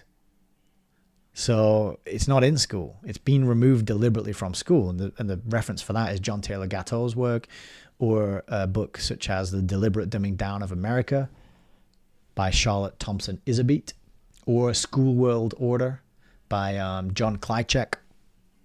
All good books explaining how this has been done on purpose. The education system has been remade. No, it's not even been remade. It's been gradually changed, stepwise fashion, Fabian fashion, to churn out useless people who don't have skills, in order to feed into this narrative of, well, we have to import a load of skilled people, right? It's just all on purpose and done by design. This is particularly imperative in view of the fact that, as admitted by Peter Sutherland, shortage of workers in the EU is to be found at the lowest rather than at the top skill level, which further exposes the disingenuity of the pro-immigration camp. 5? Okay, yeah, point 5. Saying that immigration is good for the economy implies that everything is acceptable as long as it brings financial profit. Thus, from the outset, this claim exposes the moral bankruptcy of the pro-immigration camp. In addition, while it may be acceptable to believe that immigration is good for the economy when the economy is strong, it seems irrational to cling on to the same belief when the economy evidently is on a downward path despite a massive influx of immigrants. Another great point. The lockdowns have wiped out, have crippled the economy, regardless of these hundreds of thousands, millions of people coming in, right? Moreover, economic systems are not God-given. They are man-made. And if man can create economies that depend on immigrants, he can equally well devise an economy that does not, as shown, for example, by Japan. As no attempt is being made to do so, this suggests an ulterior motive on the part of the authorities responsible. What these motives are will become apparent from the evidence considered below. Meanwhile, suffice it to note that the relentless emphasis on economic considerations is irrespective of the realities on the ground, is a long-established tactic to deflect attention from other issues. Yeah, I thought this. You could have an economy in the country that produces things and employs people to do that. But this push of globalization, this forced interdependence of all of our countries and nations and trade systems, is the product of the Fabian strategy of rolling out international socialism gradually, I think, and their cooperation with the financiers and the monopoly capitalists. I think Ratiu's thesis in this respect is absolutely on the money. There's no reason why we couldn't have everything. We couldn't produce everything we need right here in the country. There's no reason to be importing all this stuff and exporting all this stuff. And, why we go to the supermarket and you've got lamb from New Zealand, and then you get on a train and you drive past miles and miles of fucking fields filled with sheep. I'm like, why am I eating New Zealand lamb? And I can walk down the street and bash a sheep on the head with a stick and eat that. It doesn't make any sense whatsoever. But it's been done on purpose. That's the point. So anyway, sorry. 6. Let's carry on. Even assuming that immigration is good for the economy in some ways, there is no doubt that it is bad in other ways. For example, illegal immigrants do not pay taxes. Most immigrants send money back home, exporting capital that should be reinvested in British economy, not taken out of the country, etc. That's another very important point as well. 7. If immigration creates new jobs, then the more immigration there is, the more new jobs are created. But the more new jobs are created, the greater becomes the need for immigration. It follows that instead of resolving anything, immigration creates an inescapable vicious circle amounting to permanent dependence or addiction to immigration and loss of freedom and independence to the indigenous population. 8. As admitted by a number of political leaders, including pro-immigration ones like Labour Party leader Ed Miliband, immigration brings not only benefits, but also costs. Particularly important in the current economic situation is the loss of employment caused to the indigenous population by mass immigration, especially from outside the EU. As conceded by the Migration Advisory Committee, 100 additional non-EU immigrants result in a reduction in employment of 23 native workers. Woo. So that was a Migration Advisory Committee analysis. 100 immigrants is a loss of 23 jobs for natives. So sobering. This chapter is incredibly sobering. 9. Immigration is one of the causes behind the rise in crime levels. For example, religion-motivated terrorism, honor killings, forced marriage, child marriage, polygamy, genital mutilation are culture-specific crimes that are directly linkable to the immigrant population. This is the thing that a lot of people who defend immigration neglect to consider. It's that people don't arrive as blank slates, ready to have British cultures and values downloaded into them. You don't arrive here and then suddenly you love a pint of John Smith's, watching the football down the pub on a Sunday, and a full English breakfast the day after. You bring all your customs and your culture and your traditions and your values with you. You bring all that with you, right? So when you import people from all these other places, you're importing the culture and the values and the behaviors and the standards and the expectations and the roles and the baggage, in other words. So if your country is so great and you're so kind and welcoming, and their country is terrible because it's full of war and famine and persecution and intolerance or whatever, then all the stuff that's going on in their country is going to be imported with the people that you're importing, because they bring their culture with them, and they bring their values and experiences and their trauma. They bring their trauma with them, and you're importing all that complicated mess of stuff. It's not just a blank slate person who's going to rock up and start eating a Greggs sausage roll and speaking with a Cockney accent. All right, geezer, I'm English now. You know, I'm watching Gavin and Stacey and having a good knees up. Reruns of Only Fools and Horses. Like, my advice would be to go and live in another country, one that has a vastly, totally different alien culture to yours. Like my experience in Southeast Asia. When I landed in Korea, I'd signed up to live there for a year. There was no English on any of the signs in the town that I'd lived in. There was one fast food restaurant called Lotteria that had English on the signs. First meal out in that town was a really rubbish burger and chips meal, French fries, because it's the only place that had English. And then after that, I started going in for restaurants that had pictures, and I'm pointing at the picture and get, something that looked tasty on the picture. I get that. But in 6 years of living in Southeast Asia, did I assimilate into their culture? Do I consider myself part Korean, part Thai, and part Vietnamese now? No, of course not. I learned things, but mainly that was through my own personal journey of dealing with being an alien in a foreign culture. I didn't just wipe my original programming and cultural conditioning away.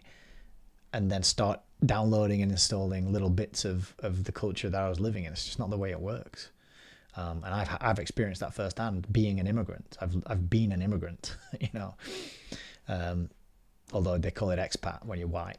But yeah, so when you're defending it, you gotta really be very. You just gotta bear that in mind. People don't come empty-handed; they bring baggage for sure. But anyway, so that's just kind of backing up and elaborating on that point 9 there, which is where it might get a bit sensitive and triggering for some people, but it has to be acknowledged. Number 10, importing people from abroad is an irrational and perverse approach to demographic problems. To maintain a country's population level, all that is needed is for indigenous couples to have more children and government policies in this regard to be introduced. 11, I agree with that. I think irrational and perverse are very good words to describe this trend, this excuse, this reason. Number 11, nobody knows how many illegal immigrants there are in Britain. Estimates range between 250,000 and 500,000, with some sources giving an upper limit of 1 million. And that upper limit comes from the UK Border Force. As it is not known who they are or what they are doing in Britain, nothing definite can be said on their effect on British economy and culture. However, we do know that a significant number of the illegal immigrants who have been tracked down by the authorities are small-time criminals, terrorists, or fraudsters. There is no reason to believe that those who are still at large are any better. They must be hiding for a reason. They certainly do not pay taxes, and if any of them are in employment, they take away jobs from people who are here legally, including indigenous Britons. It is reasonable to assume, therefore, that the overall impact of illegal immigration on British society is negative. And that just reminds me as well, this little bit here about criminals,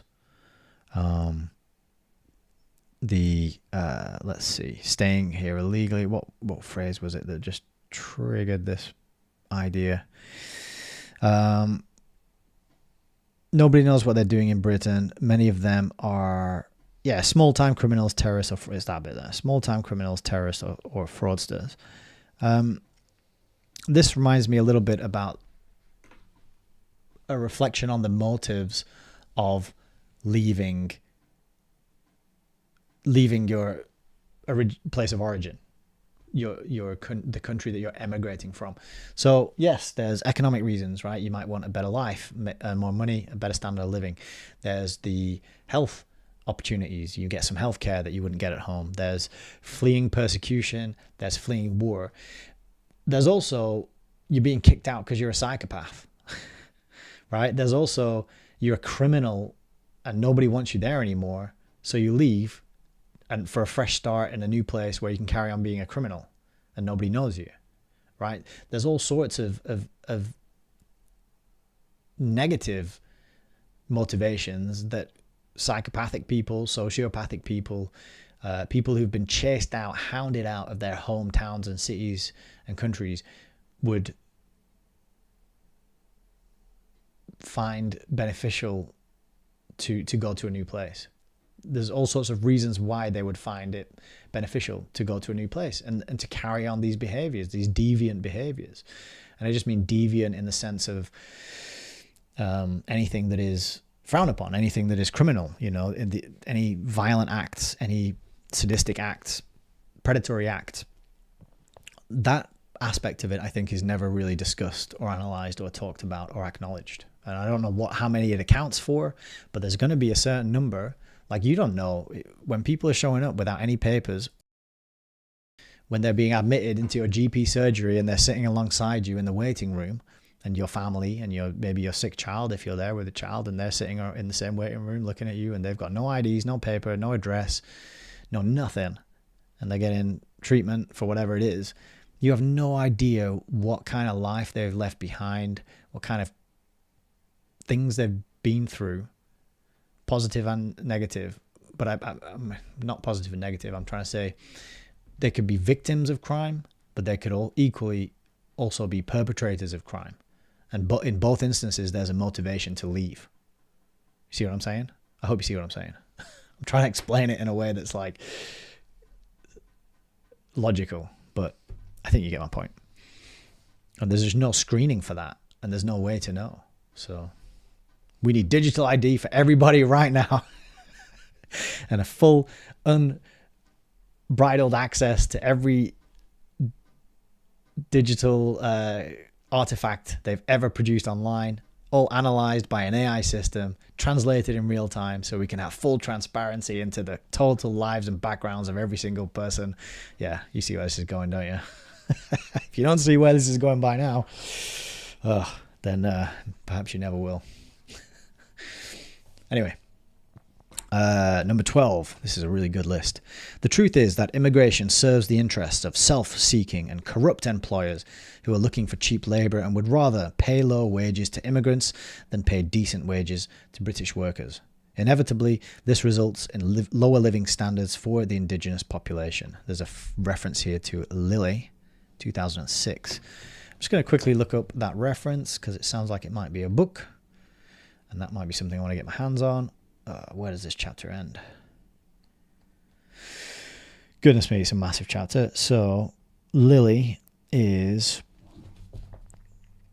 Peter Lilly, More Workers, Lower Living Standards, Sunday Telegraph. Oh, it's not a book. It's a Sunday Telegraph story. It's there anyway if you want it.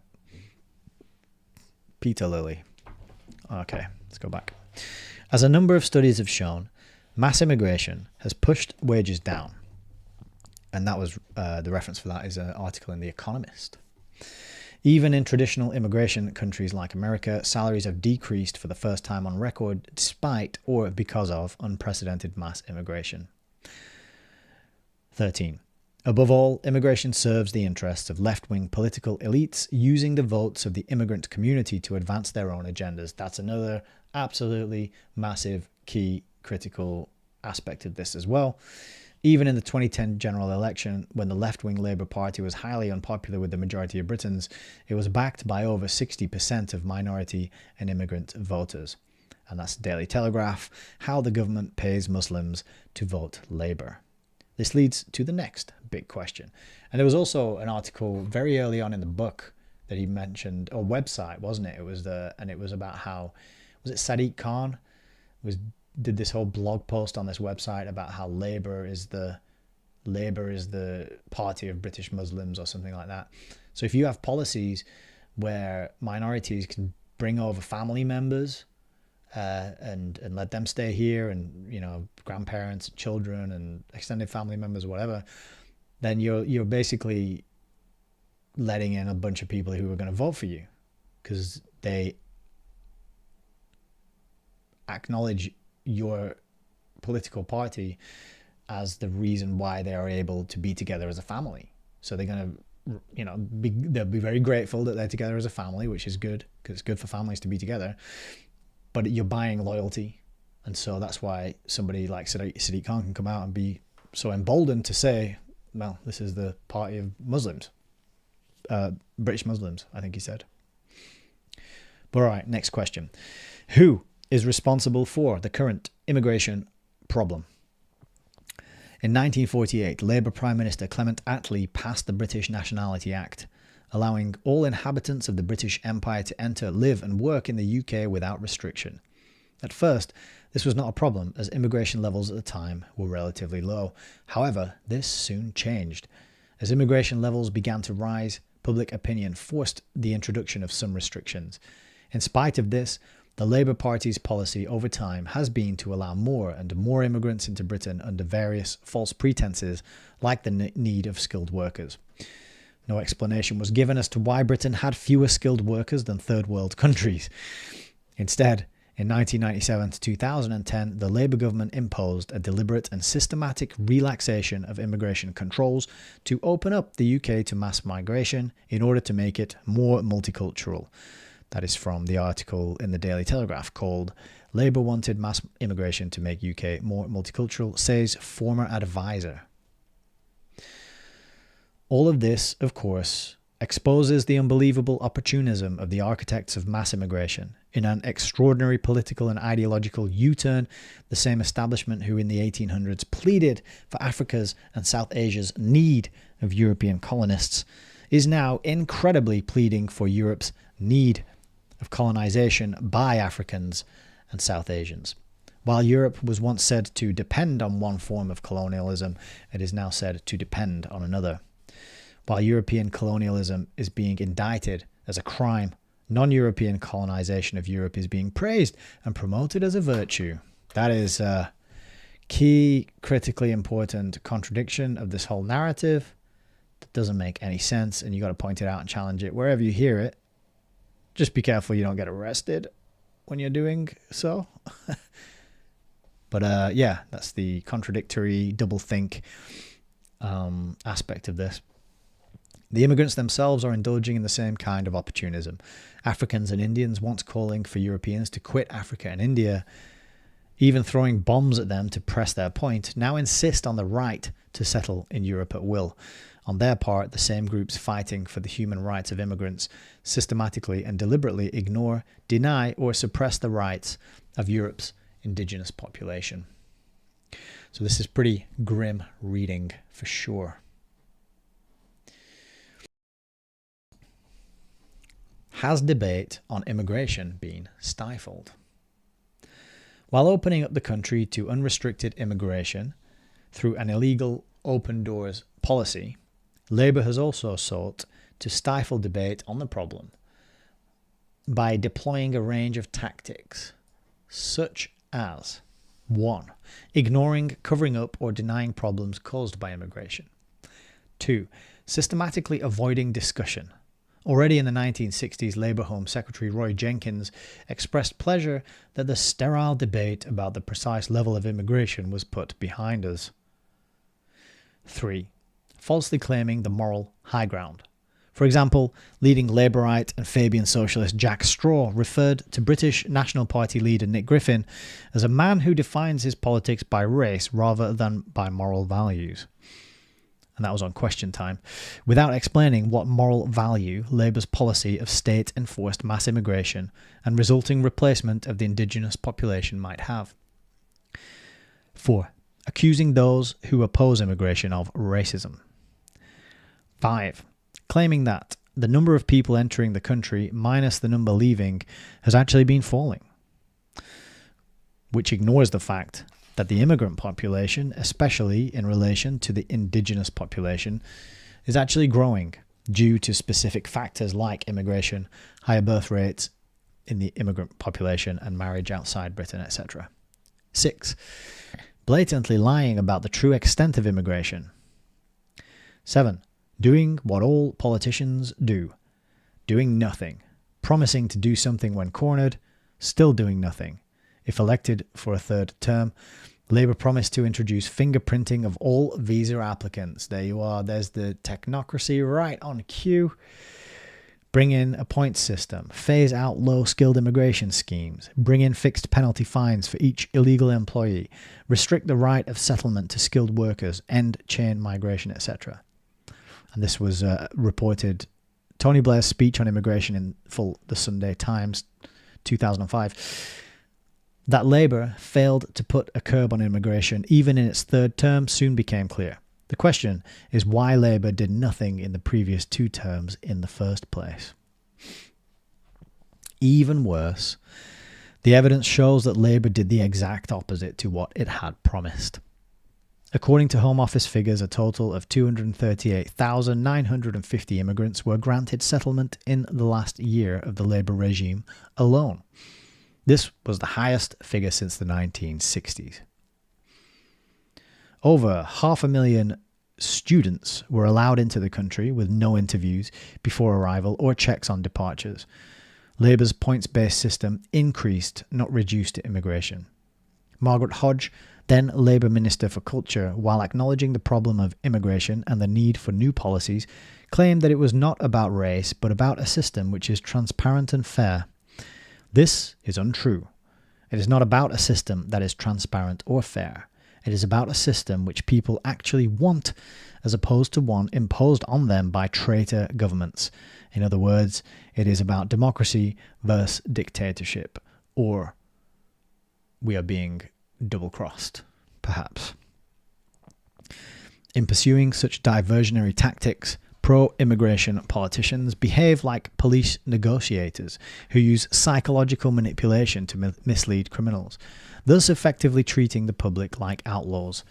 These tactics are entirely in line with the recommendations of the political elites, Fabian masterminds, as evident from the statements of leading Fabians like General Secretary of Fabian Society Andrew Harrop, to the effect that concerns about immigration should be caused to subside or broaden, and that talking about immigration helps to moderate opinion. In a clear allusion to the psychological fact that talking about a given concern makes the concerned person feel better and renders them more open to solutions suggested by the interlocutor. I'm just going to pause there for a second and have a swig. My throat's getting a bit scratchy. Heavy stuff though.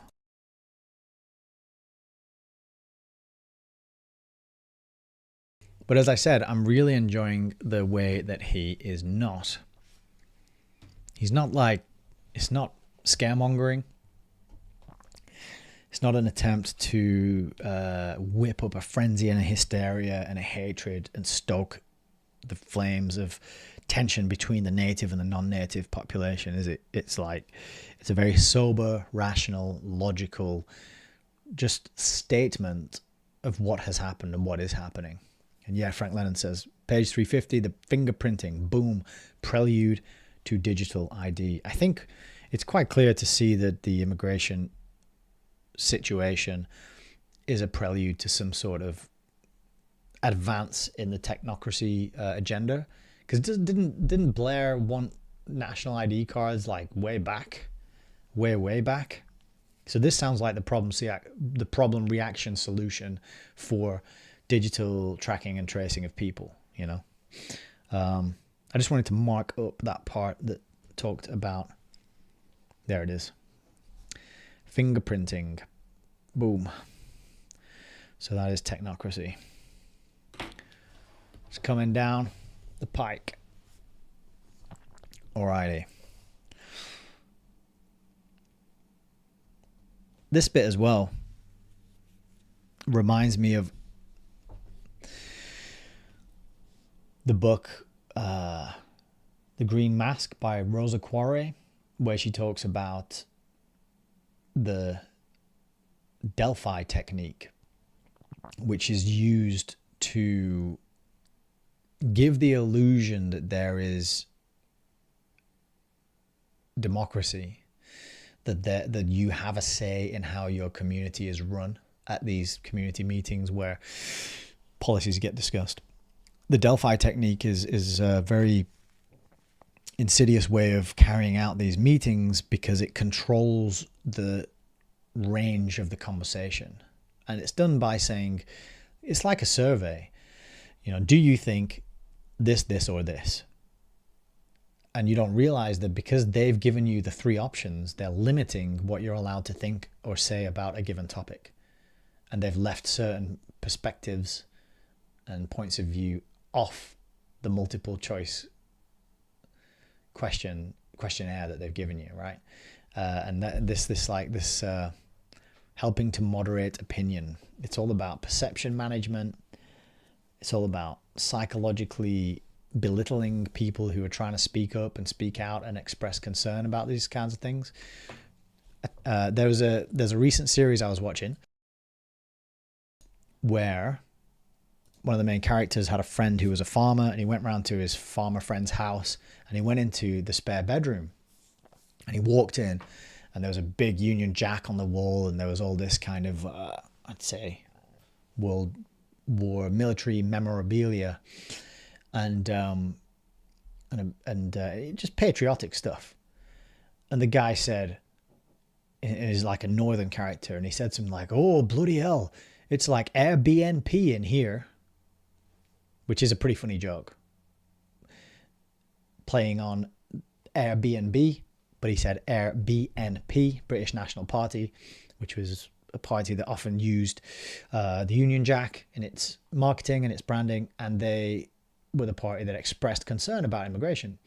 Now, what is being done there is a subtle but very deliberate associating of the display of nationalism, national pride in your country, in your flag, in your military history, as being equivalent to racism. And that's what's being done to the natives, to the native population. It's like, if you are proud about your ancestry and your heritage and your culture and your history as a Brit, a native Brit, then that's akin to racism. But if you are non-native and you're proud of your ancestry and your heritage and your culture, that's wonderful and to be celebrated and welcomed and accepted and encouraged and given a safe space and special days and special events to allow that to happen. So you can see the double standard, because it can't be all right. It can't be racist to celebrate one person's nationality and wonderful and fantastic and heroic to celebrate another person's nationality.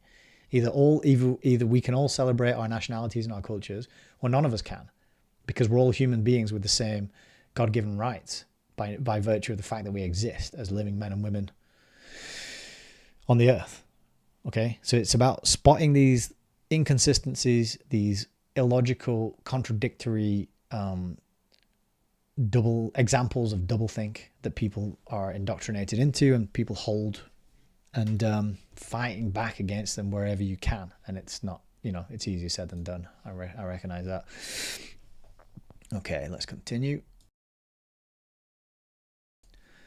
So this bit: have not the Conservatives put a cap on immigration since 2010?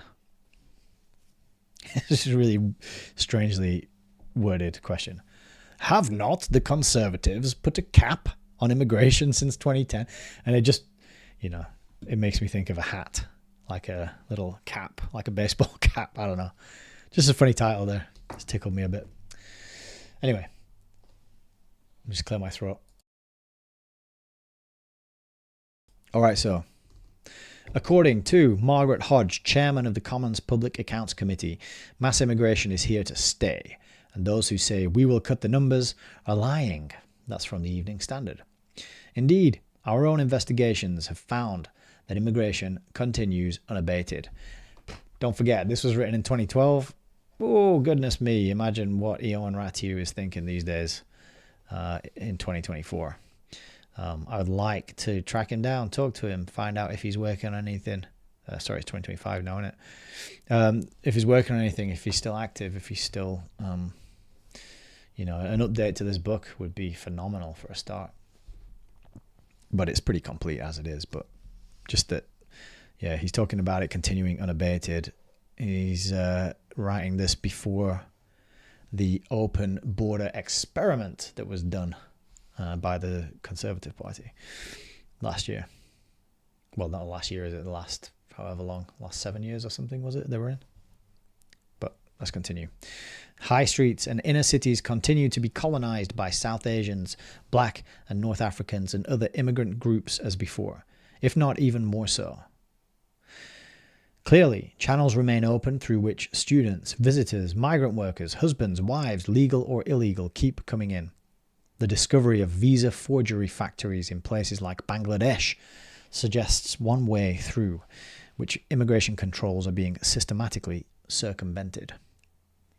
As shown by Home Office documents, another avenue for illegal immigration is colleges bringing thousands of foreign students into the country. As a mark of how critical the situation has become, hundreds of colleges, 500 in 2012, have had their licenses revoked, and others have been banned from recruiting foreign students because of money. Schools, colleges, universities, they get a lot more money out of foreign students than they do out of native ones. So it's like the London School of Economics, right? Massive 80%, 70 or 80% of the intake for the London School of Economics, which is a Fabian socialist creation, are foreign students. So even our education systems are not that they're worth anything anyway, but even they're not trained on uplifting and serving the native population, right?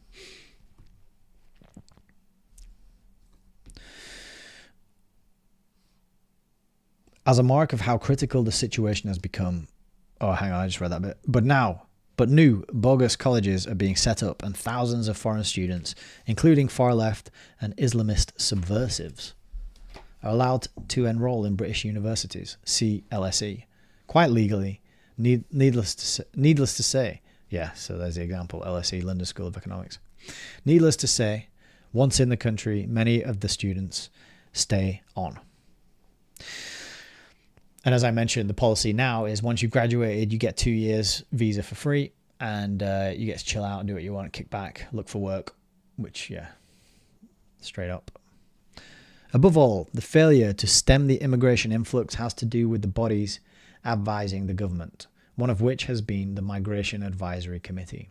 The committee was supposed to be an independent panel of economists. However, the very fact that economists were appointed to decide on immigration issues shows once again the government policy was driven by financial interests, which reflects the Fabian aim of creating a society ruled by LSE-trained economists with links to certain members of the corporate community.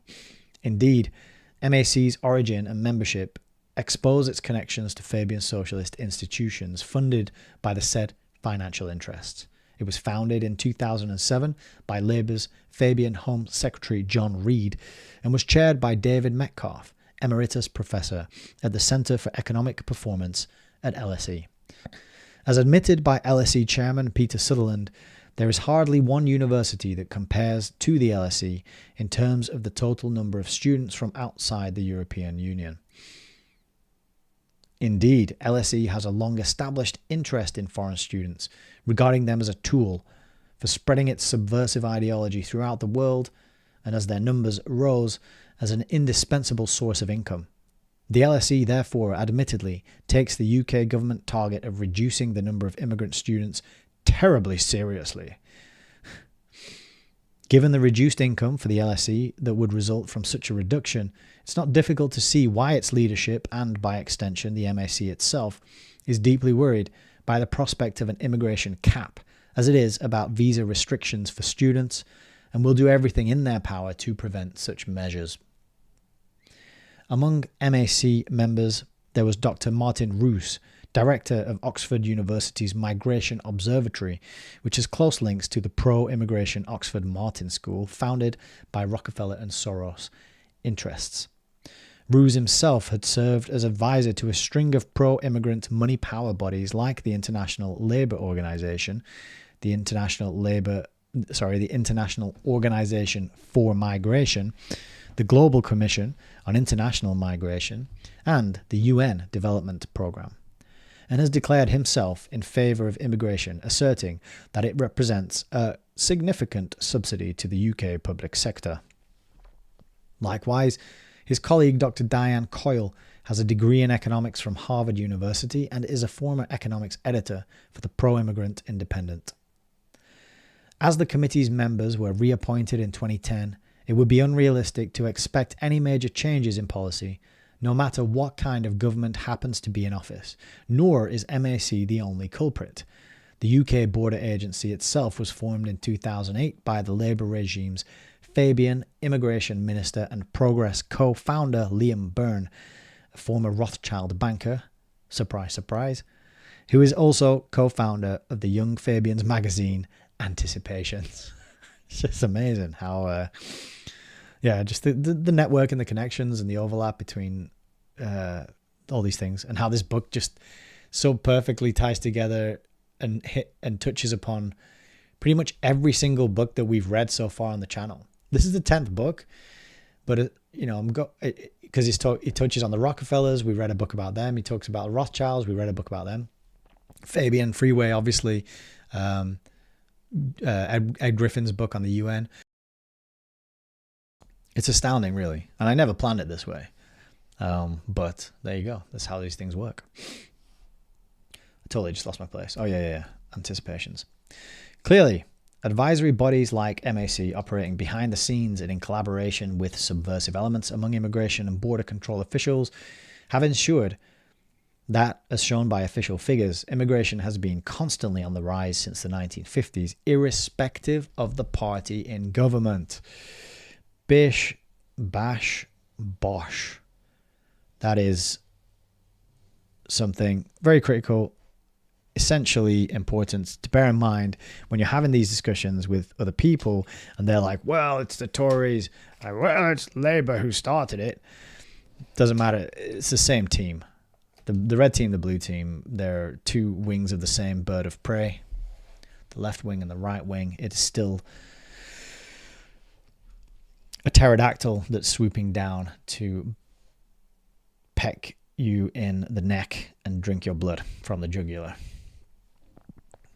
I don't know why I just came up with that image of a pterodactyl. I'm just thinking about wings, and I'm like, eagle doesn't quite do it. Eagles are kind of beautiful and noble creatures, and they're very, they have a symbolic association with them. I didn't want to use eagle, so then I went for pterodactyl because they're kind of like just reptilian and gruesome, and maybe even didn't exist. Who knows? But strange metaphor there. You can tell we're in the third hour of the broadcast now, can't you?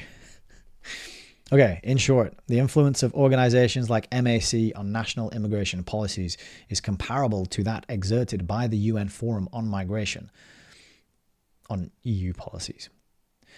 In addition to its patent inability to purge the system of subversive elements, there have been other disturbing features of the Conservative government, and in particular of the Conservative Party or factions thereof. 1. The policy of putting a cap on immigration from the EU when official figures show that the majority of immigrants into the UK are in fact from outside the EU. 2. The argument that immigrants are natural conservatives, which ignores some important facts, e.g., that immigrant Muslim conservatives seeking to convert the country to Islam are not the same as indigenous Christian conservatives, that most immigrants vote for Labour, and that immigration resulting in ethnic and cultural replacement is contrary to authentic conservatism, which, by definition, aims to preserve indigenous society and its ethnic and cultural identity, and support for non-indigenous British citizens like the Ghanaian Adam Afriyie for the post of Prime Minister. In sum, given the rapid growth of the existing immigrant population, what is really needed is not a cap, but a total ban on immigration, especially from outside Europe, and on pro-immigration groups' influence on government policy. Unfortunately, there is no chance of this happening as long as the country is run by fraudulent governments acting on the advice of bodies with links to the international money power. Yeah, that's a mic drop paragraph right there. Oh, next question is a real... Is this broadcast still going? We haven't been kicked off, have we? If there was any of my live streams that might get kicked off, it would probably be this one. No, it looks like we're still live everywhere. Wicked. Check that out. Don't worry, I'm recording this whole broadcast to my computer anyway, so even if it does get banned, it will resurface somewhere else. All right. Is there a conspiracy to exterminate Britain's indigenous population and replace it with immigrants? Leaders of the right have been unfairly attacked for saying that a deliberate, bloodless genocide on British people is taking place. However, when a crime or suspicion of a crime being committed is reported, it is the authorities' duty to investigate that claim.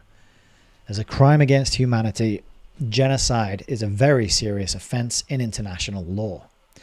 Some key questions that have to be asked as part of any investigation are: is it possible? Is it likely? Is there any evidence? Is it possible? As admitted by leading politicians like Margaret Hodge, mass immigration is here to stay. In demographic terms, unrestricted immigration over a prolonged period of time, combined with the growth of the existing immigrant population on one hand and stagnation or decline of the indigenous population on the other, results in the partial or total replacement of the indigenous population? Is it likely? On the current growth of the immigrant population relative to the host population, the gradual extinction of the indigenous population is not only possible, but likely. Lee Jasper of the National Assembly Against Racism himself has conceded that there could be a majority Black Britain by the turn of the century. In fact, it's unlikely we will have to wait that long. Demographic studies show that Europe's white population will become a minority by 2050. The reference for that is an Observer article from the year 2000 called The Last Days of a White World. I'm just going to take a moment to try and find that article. If you'll humor me and bear with me, please. I'm just going to have to move that over there, and I'm going to have to open a little browser window. And then, all right. Okay, hang on. That's not going to work. So it's The Observer, isn't it? The Observer. Is that, can you read The Observer online? Does anybody know? Or it's just sending me to The Guardian. Is The Guardian and The Observer the same thing? I just ended up here when I searched for the Observer. Did one buy the other or something? All right, maybe we'll abandon this search for that article. I just thought it was a crazy title though. The last days of the white world, and they call us conspiracy theories for pointing this thing out. The last day. I'll just search for the title. The last days of the white world Observer. We might get it on the way back machine, right? Oh, here we go. Oh yeah, it's here. It is here. Boom. Looks like I've read it before because I've highlighted stuff. Huh, how about that? I've been here before and totally forgot on a previous broadcast. Fantastic. The Last Days of a White World. This article is 24 years old. Yeah. It is an area in which few demographers dare to tread for fear of being accused of racism. We should revisit this then. Maybe I'll do a preamble ramble on this article for another video, for the next live stream. But there you are, just so you know, the article does exist. And Sunday, the 3rd of September 2000 is when it was published. So it's true. Again, Ratiu's reference checks out. Time and time again, every time I go to look at what he is claiming, I find the evidence. It's right there where he says it's going to be. So, there you are. Continuing, the big question is there any evidence that this process is the deliberate doing of politicians? Here are the facts. The fact is that the British Nationality Act, which allowed all the subjects of the British Empire, totaling nearly 800 million, to live and work in the UK without a visa, was passed by Parliament in 1948 under Labour Prime Minister Clement Attlee.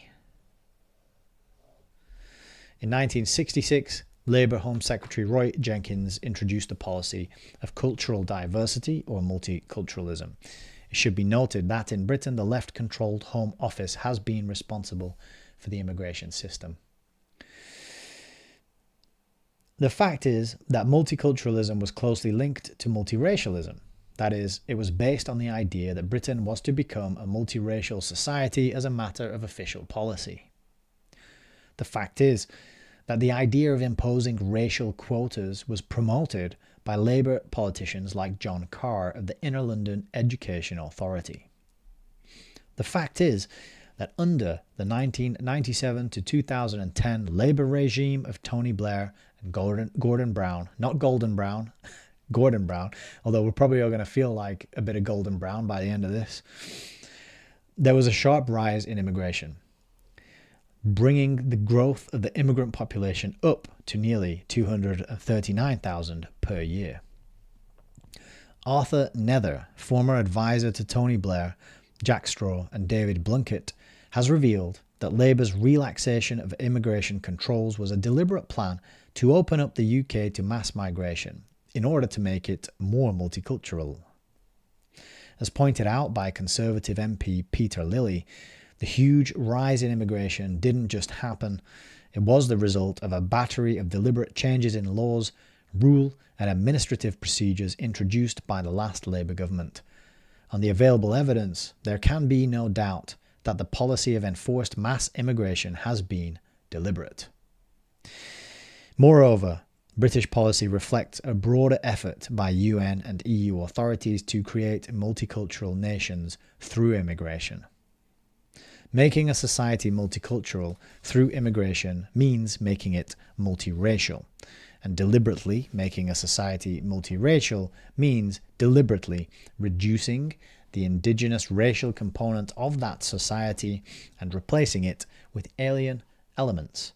In our view, this comes very close to the accepted definition of genocide.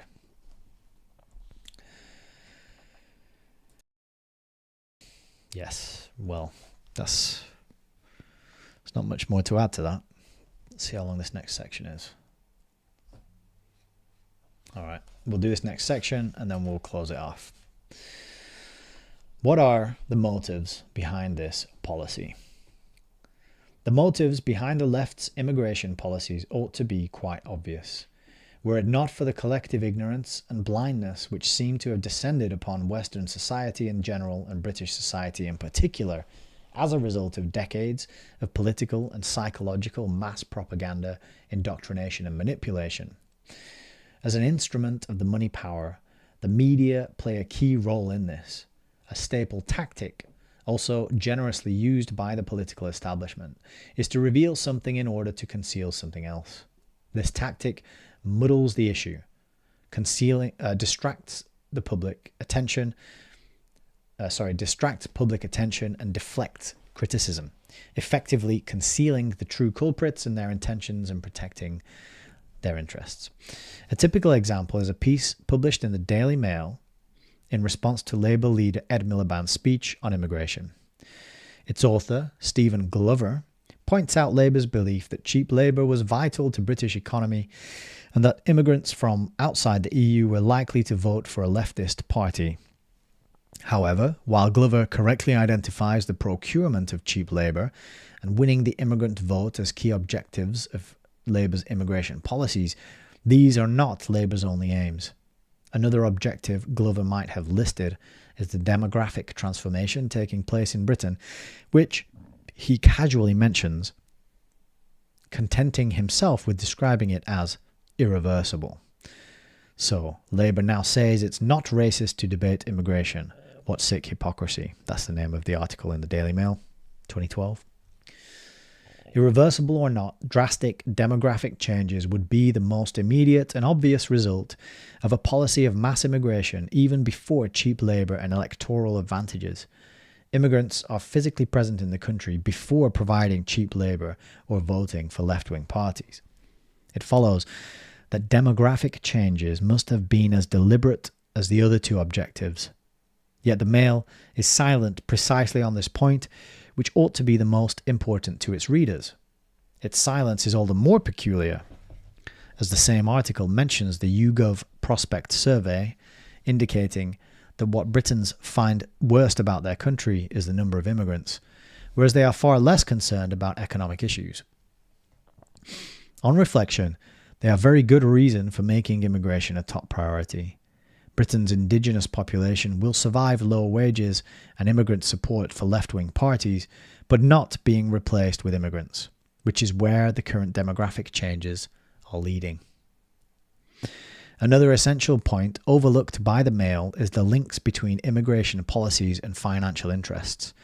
A more thorough and critical investigation by the supposedly centre-right press might have started with a secret paper written in 2000, according to which the Labour Party's intention was to, quote, maximise the contribution of migration to the government's economic and social objectives, That was reported in the Daily Telegraph. The economic objectives are quite obvious. They are to keep wages down, which is what cheap labour amounts to increase the profits of corrupt employers, to attract monetary rewards from pro-immigration donors, to increase the income of corrupt politicians, political parties, governments, as well as race relations, human rights and associated industries, and, as noted by the Daily Mail, to win the immigrant vote. However, the political establishment's obsessive emphasis on economic considerations clearly exposes domestic and international financial interests as the primary movers behind mass immigration and behind Labour policy. Thus, the Governor of the Bank of England, Sir Mervyn King, well, that's a name to look up, I don't think I've heard of him other than in this book, is on record as saying that cheap foreign labour helps keep wages down. Lord Digby Jones, Director General of the Confederation of British Industry, which was created by Shell, BP, Ford and associated interests, has declared that a cap on immigration would reduce the flexibility of the British labour market. Perhaps most revealing of all is the stand of the money power organs, the Financial Times and The Economist. Writing in the Financial Times, which is owned by the Lazard-associated Pearson, former Wall Street Journal editor Amity Shlaes, wrote that the aim of any party should be to win the votes of immigrants and friends of immigrants. The Economist, co-owned by the pro-immigration Rothschilds who have opposed immigration control since the early 1900s, and the reference for that is Neil Ferguson's 2-volume biography of the Rothschilds, has claimed that restricting the number of talented immigrants damages the city's prospects. This, of course, begs the question as to why the city cannot find talented Britons in the first place. But even if talented Britons were to be found, The Economist would not seem to want them, adhering instead to the quasi-religious belief that it is immigration that keeps London and Britain's economy buzzing. To the general public, terms like buzzing economy and economic growth suggest greater opportunity to earn a living, higher living standards, or simply more jobs and higher wages.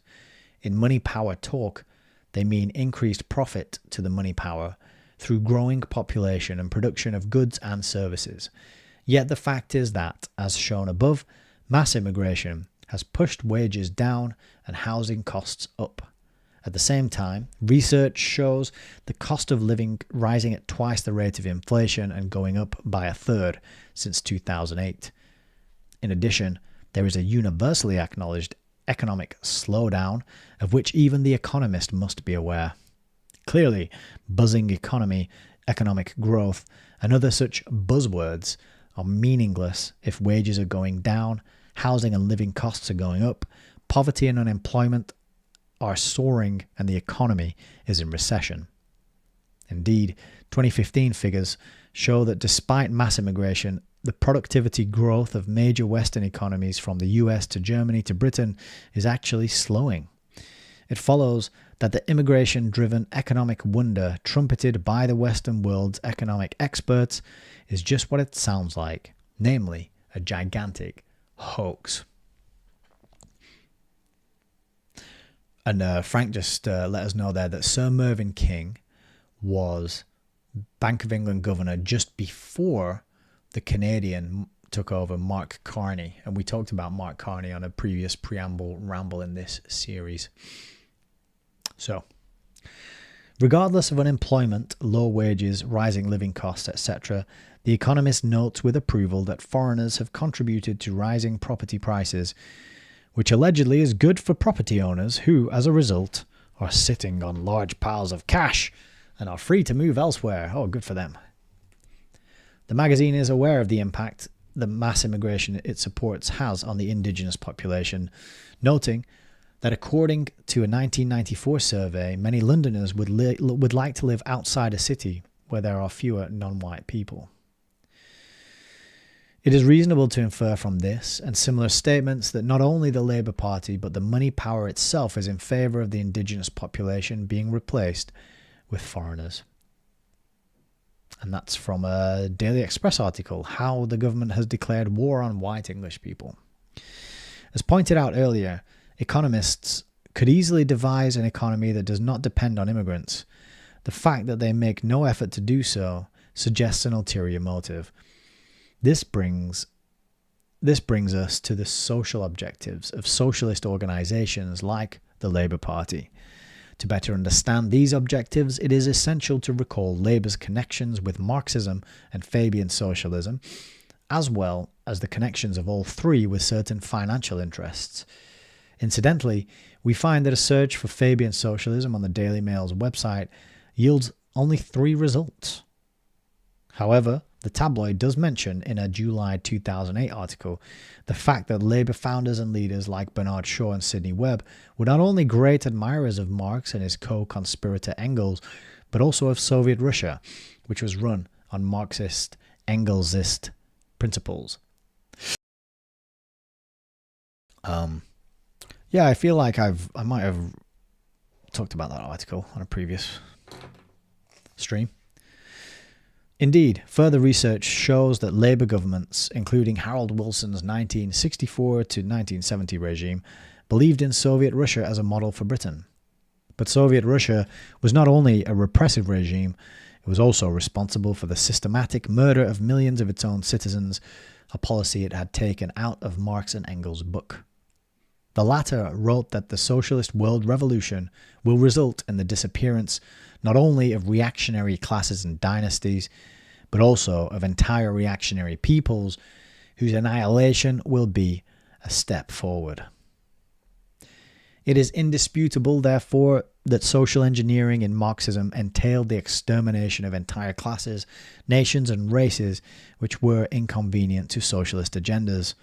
The idea had become so prevalent that, as pointed out by Bernard Shaw, there was a growing perception that if we desire a certain type of civilization and culture, we must exterminate the sort of people who do not fit into it. Yeah, just that creepy video of him where he's saying, "There are a great many people I would like to kill." It's just, what a creep. Of course, Marx, Engels, and Shaw's ideological successors are careful to avoid using the word extermination. Instead, the New Left's discourse revolves on seemingly harmless terminology, like racial diversity, which is promoted on the spurious theory that diversity strengthens a nation, as claimed by race relations advisor Lee Jasper. But the parallels between Marxist-Leninist and social democratic thinking are undeniable. Yeah, remember the phrase, the saying, what was it? Diversity is unity. And then that turned out to be the motto of a well-known establishment institution that I talked about on a previous stream, I think, was the last one. Diversity is unity. Don't let anyone tell you otherwise. The Marxist promotion of oppressed and exploited non-European races, in combination with politically motivated anti-colonial sentiments, led to the radical left perception that whites were the sort of people who did not fit in. In West European and American socialist ideology, whites came to be perceived as the oppressive, reactionary race to be opposed and eradicated by the non-white, oppressed and progressive races. This is how Marxist social engineering became racial engineering directed against whites. Nor was hatred of certain classes and races limited to Marxist-Leninist and social democratic thinking. It penetrated the upper echelons of respectable liberal democracy. It must be recalled that British Prime Minister Winston Churchill himself, a liberal masquerading as conservative, advocated the sterilisation of inferior races. It cannot be mere coincidence that Churchill, who believed that Germans were a beastly race, along with Indians, and surrounded himself with Germanophobic elements, and his collaborator, U.S. Treasury Secretary Henry Morgenthau, were responsible for the Morgenthau Plan, which resulted in the death of millions of innocent and defenseless German men, women and children after the Second World War. It may be said without exaggeration that these were the first sacrificial victims of the money powers' New World Order. That I'm just going to look up that reference as well. Dietrich. Excuse me while I've gone way too far there, haven't I? Dietrich. Because I think it might be a book that I know about. John Dietrich. So the book he's referring to is here. It's not a book that I have, but The Morgenthau Plan, Soviet Influence on American Post-War Policy, 2002. Okay. Did I just read this bit? He says, it may be said without exaggeration that these were the first sacrificial victims of the money powers' New World Order. He's talking about the millions of innocent and defenseless German men, women, and children killed after the Second World War because of the implementation of the Morgenthau Plan. Inevitably, the Anglo-American establishment's hatred of Boers and Germans, systematically encouraged and promoted by the mass media, soon extended to white South Africans in general, and eventually to the whole of the white race, developing, in effect, into white self-hatred, or what Peter Bauer identified as the liberal death wish syndrome. As we learn from members of the left-wing scene of the time, the Marxist-influenced post-war generation was a generation that hated white civilization, which it believed belonged in the dustbin of history. A trend started by Fabians like Edward Carpenter. The transition from hatred of white civilization to hatred of white people required no great psychological effort. Indeed, hatred of white civilization is inextricably linked to hatred of the white people who created it, though this may not always be articulated or, for that matter, consciously registered. Even among those not known for their Marxist thinking, there were some, like Lawrence van der Post, who preferred the non-white races to their own. Operating through puppets like van der Post, the world's financial, political, and religious elites have taken a leading role in the promotion of anti-white projects. As pointed out by the sociologist Louis Freire, under the reinforcing influence of Marxist teachings, white Western ideologists feel a strange elevation in fulfilling a self-punitive or masochistic role, while international organizations experience an exaltation of holiness as they enact resolutions against Western, that is, their own, civilization. Thus, in the final analysis, the West's counterculture and student revolution generations rebelled not so much against the establishment, which remained firmly in place, as they rebelled against themselves and their own kind. Masterly manipulated and misdirected, the whole movement has degenerated into a futile exercise in collective self-harm.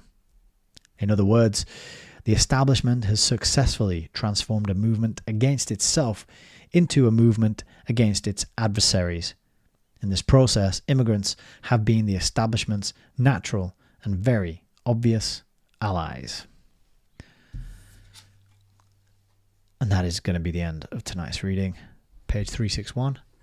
Continuing next week with immigration and the church. I think the rest of this chapter is going to be very good indeed. How about that? I'm going to have to take a sip of water.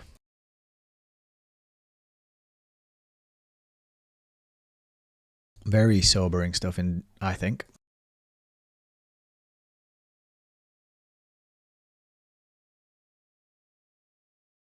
It's not easy reading. And I was just thinking as well, as we were getting to at the end of that section, that one thing that's often left out of the conversation is the status of, I don't like using the term white people, black people. I don't, it's hard to, how do you group it? How do you draw the definitions around the different groups and the different colors? But just to use the phrase in because we don't have a better one to hand right now, that if you look at the world as a whole, white people are a minority. Okay, so the idea that the places we have to call our home the only places we have to call our home must also become the home of non-white people, because we have to protect and look after minorities is ridiculous. It's like we are but like white people or what, the natives to countries such as Europe, United Kingdom, America, Canada. And of course there's arguments about, well, you weren't always native there and blah, blah, blah, blah. I know, I get it, but you go on a long enough timeline, then where does anybody come from and where does anyone belong? Point is, in our lifetimes, in our, let's say, last 2 generations or so, it's been relatively fixed that these places are where, quote unquote, white people call home, and globally we're a minority and we have nowhere else to go. And yet we're being told that our culture is bad and guilty and full of racism. And it's a good thing to celebrate that our home is being, the doors to our home are being opened up to all and sundry, no matter their background, no matter their attitude, no matter their intent, no matter their ethic, moral, or cultural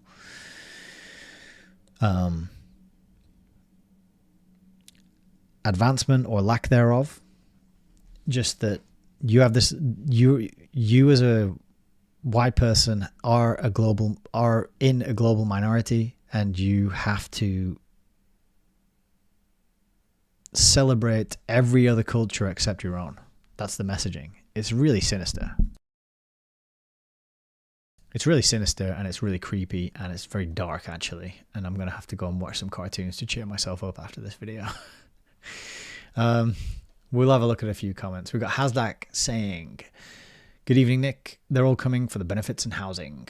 Just let them in. Just let them all in, you bigots." Yeah, exactly. And Hasdak, you say, "I deserve more watchers." I appreciate that very much.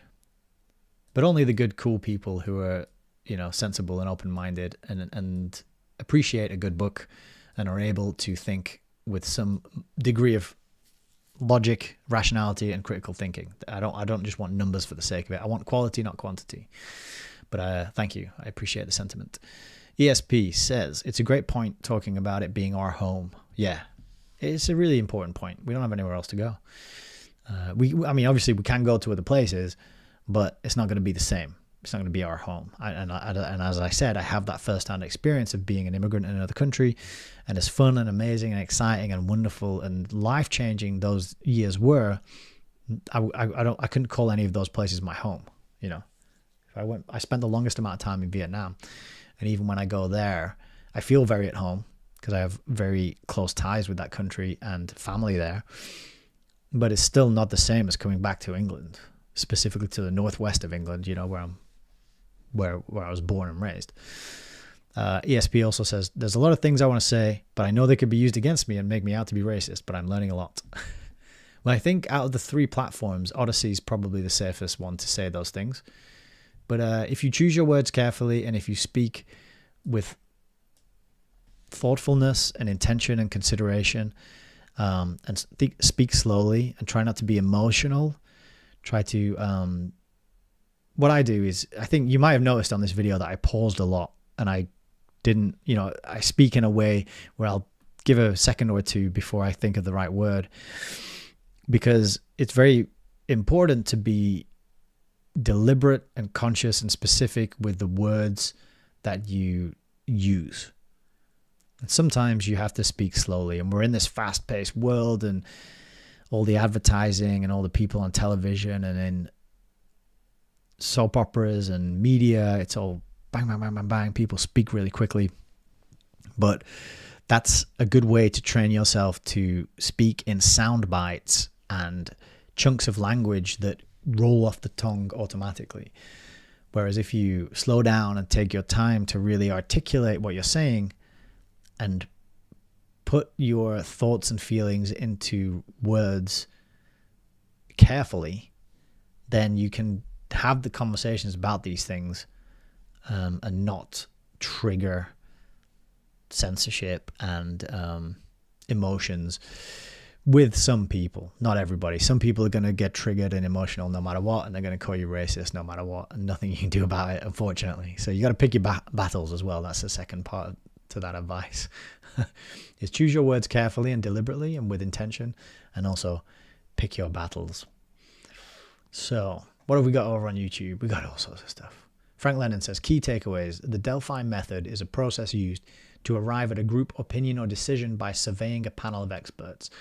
Experts respond to several rounds of questionnaires, and the responses are aggregated and shared with the group after each round. Thank you, for that definition. So it's all about controlling the conversation and giving you options that they've pre-selected, leaving certain options off the table, and then when you pick an option, they're like, well, you chose this. It's the classic example is the mother who says to the child, do you want carrots or peas or cabbage for your tea? And the child's like, Mummy, I want carrots. And the child thinking, happy with itself because the child's decided what to have for tea and made that choice, not realizing that the three options were vegetables. And there was no option for jelly and ice cream or a ribeye steak or a big bag of popcorn or whatever it may be. That's a kind of watered down, simplified example of the Delphi technique and how it controls minds. Celine Lyon says biometric scanning is safe and effective. Yeah, for sure. And it's coming. Jackie K is here. Good evening. David James Flood as well. Good to see ya. Frank Lennon says, beyond superb, all of it. Yeah, I agree. This book is this is a real keep. I'm not surprised that they're pricing it out of existence and making it impossible for people to get hold of. Which reminds me, I did say I would drop you a link to the PDF, didn't I? So, everybody, I'm going to chuck a link into the chat to the PDF. Grab it, download it, print it out. I don't know if this Catbox website is safe. If scan it for viruses before you do anything with it, David James says, I just got a new book today, Money, Murder and the Mafia, the Vatican Exposed by Paul L. Williams. Should be an interesting read. Would you believe it? You probably would. You know me well enough by now. I don't have that book, but I do have Paul L. Williams' other book, Operation Gladio, the unholy alliance between the Vatican, the CIA, and the Mafia. And I've seen his, full range. He's got quite a few books out, and I keep thinking, once I've read this one, I'll probably want to add the others to my collection as well. But Operation Gladio, something I really want to read about and learn more about. I hear it referenced by Jay Dyer, Rich Grove, James Corbett. There's plenty of people who refer to it. Key part of history. Not that many people are aware of it, what it is. So that's definitely an area of study that I want to spend a bit of time on. Oh, nice. David says he's got Operation Gladio 2. Is it good? Thumbs up. Would you give it a recommend? Faith says on Rumble, excellent breakdown of the plan. As a black African immigrant into Canada, I see the decrease in white people in Canada. Wow. Yeah. Amazing. That's it. You can see it. That's what I was saying. It's about it's all well and good reading a book and the newspapers, but look around you, get that real world, real life data. Look at the demographics, go and hang out in a hospital, go and hang out in a maternity ward. I mean, no, it's a bit creepy to go and hang out in a maternity ward without a reason to be there, but but you know what I mean? Look at places where people congregate in cities and then just survey, just park yourself down, buy a coffee and just watch half an hour and just get a sense of what's the demographics. What kind of people are up and down? So, if you don't ride buses very often, it's good to get buses and trains sometimes. And that'll give you a good sense as well of the public and the different groups making up the public and how it's changing.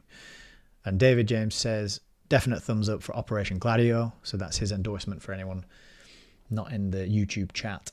So Hasdak as well says, we've been lied to about how many are coming to England. I would say I would tend to agree with that based on my own experiences of just being out and about, going to different places and paying attention to the areas that I'm driving through. You know, I even look at who's driving the cars around me and who's on the streets. And yeah, to me, it's changing very, very quickly. I've been back in England now for about 6 years. And my hometown has changed quite a lot in those 6 years. Very much. So, we know what's going on though, because we've got this excellent book to read. Wonderful stuff. I would say we're about 3/4 of the way through now. We've got the rest of chapter 8. And then we've got chapter 9, multiculturalism. And then chapter 10, which is going to be the final act, is all about Islamization. And I have a feeling this book is just going to be non-stop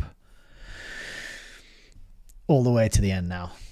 And it's pretty mind-blowing stuff. And it's pretty epic. And if you feel like this information is important, then please consider liking, commenting, sharing, subscribing, getting the word out.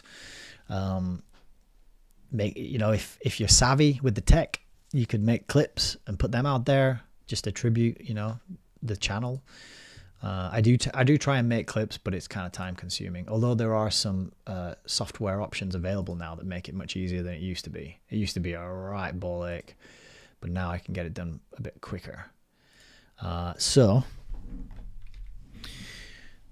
Yeah, thanks for hanging out tonight. I hope we're pretty much finishing on our usual 3-hour time limit, so we're not overrunning tonight, which is good for a Friday night. So yeah, if you are willing and you get value and everything, please consider heading over to allmylinks.com/Hayes Reviews. You can find all the links you need there to do whatever it is you want to do, including send me an email. It would be lovely to hear from you, your thoughts, your opinions, your ideas, your experiences. I'm all about networking, getting to know people, especially if you're in England. I love people who are not from England, but if you're in England, it'd be nice to start building out a network. Maybe one day we'll have a little meetup. Maybe I can hire out a cafe and we can do an in-person book reading and discussion. How would that be? How would that sound? If you're in this sort of Northwest Manchester type area, shoot me an email, get in touch. It'd be good to hear from you. Then all the usual things to subscribe and join, social medias, channels, etc. Then my latest project, which is Devised, my free online community for tech skeptics.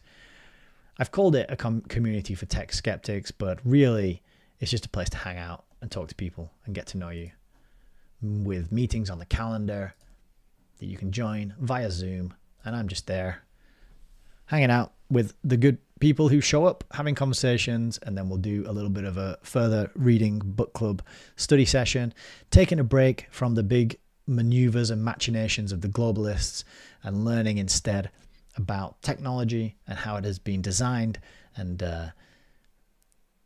applied to our lives in ways that are pretty hard to see sometimes because we're just in it all day long, right? So it's good to take stock, stand back a little bit, and assess the way our lives are intertwined with technology, maybe reassess and rethink our relationship to it.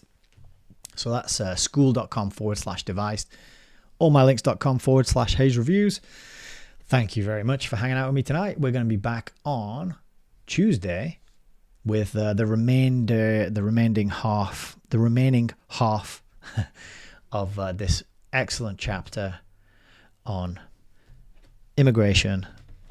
What an excellent book. I'm so grateful to have it, and I'm very extra grateful to be able to share it with you. So enjoy the rest of your Friday night. Have a fantastic weekend. Take care of yourselves and each other.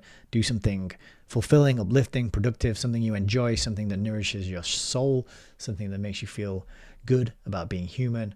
Maybe spend some time with the people who are most precious to you and most important to you, even if they find you annoying. Tell them you love them, give them a hug, do something nice for them, even if they can't appreciate it. It's good to express our kindness and our love and our appreciation for those in our lives, because the people we spend the most time with and see most often are the people we tend to neglect and overlook most easily. So That would be my advice. Have a lovely weekend. Hopefully see you, if you are able, you can join the device community and come hang out tomorrow night for the Screenaholics meeting and the book club. If not, I'll see you on Tuesday for the next installment of Hayes Reviews. So until then, God bless.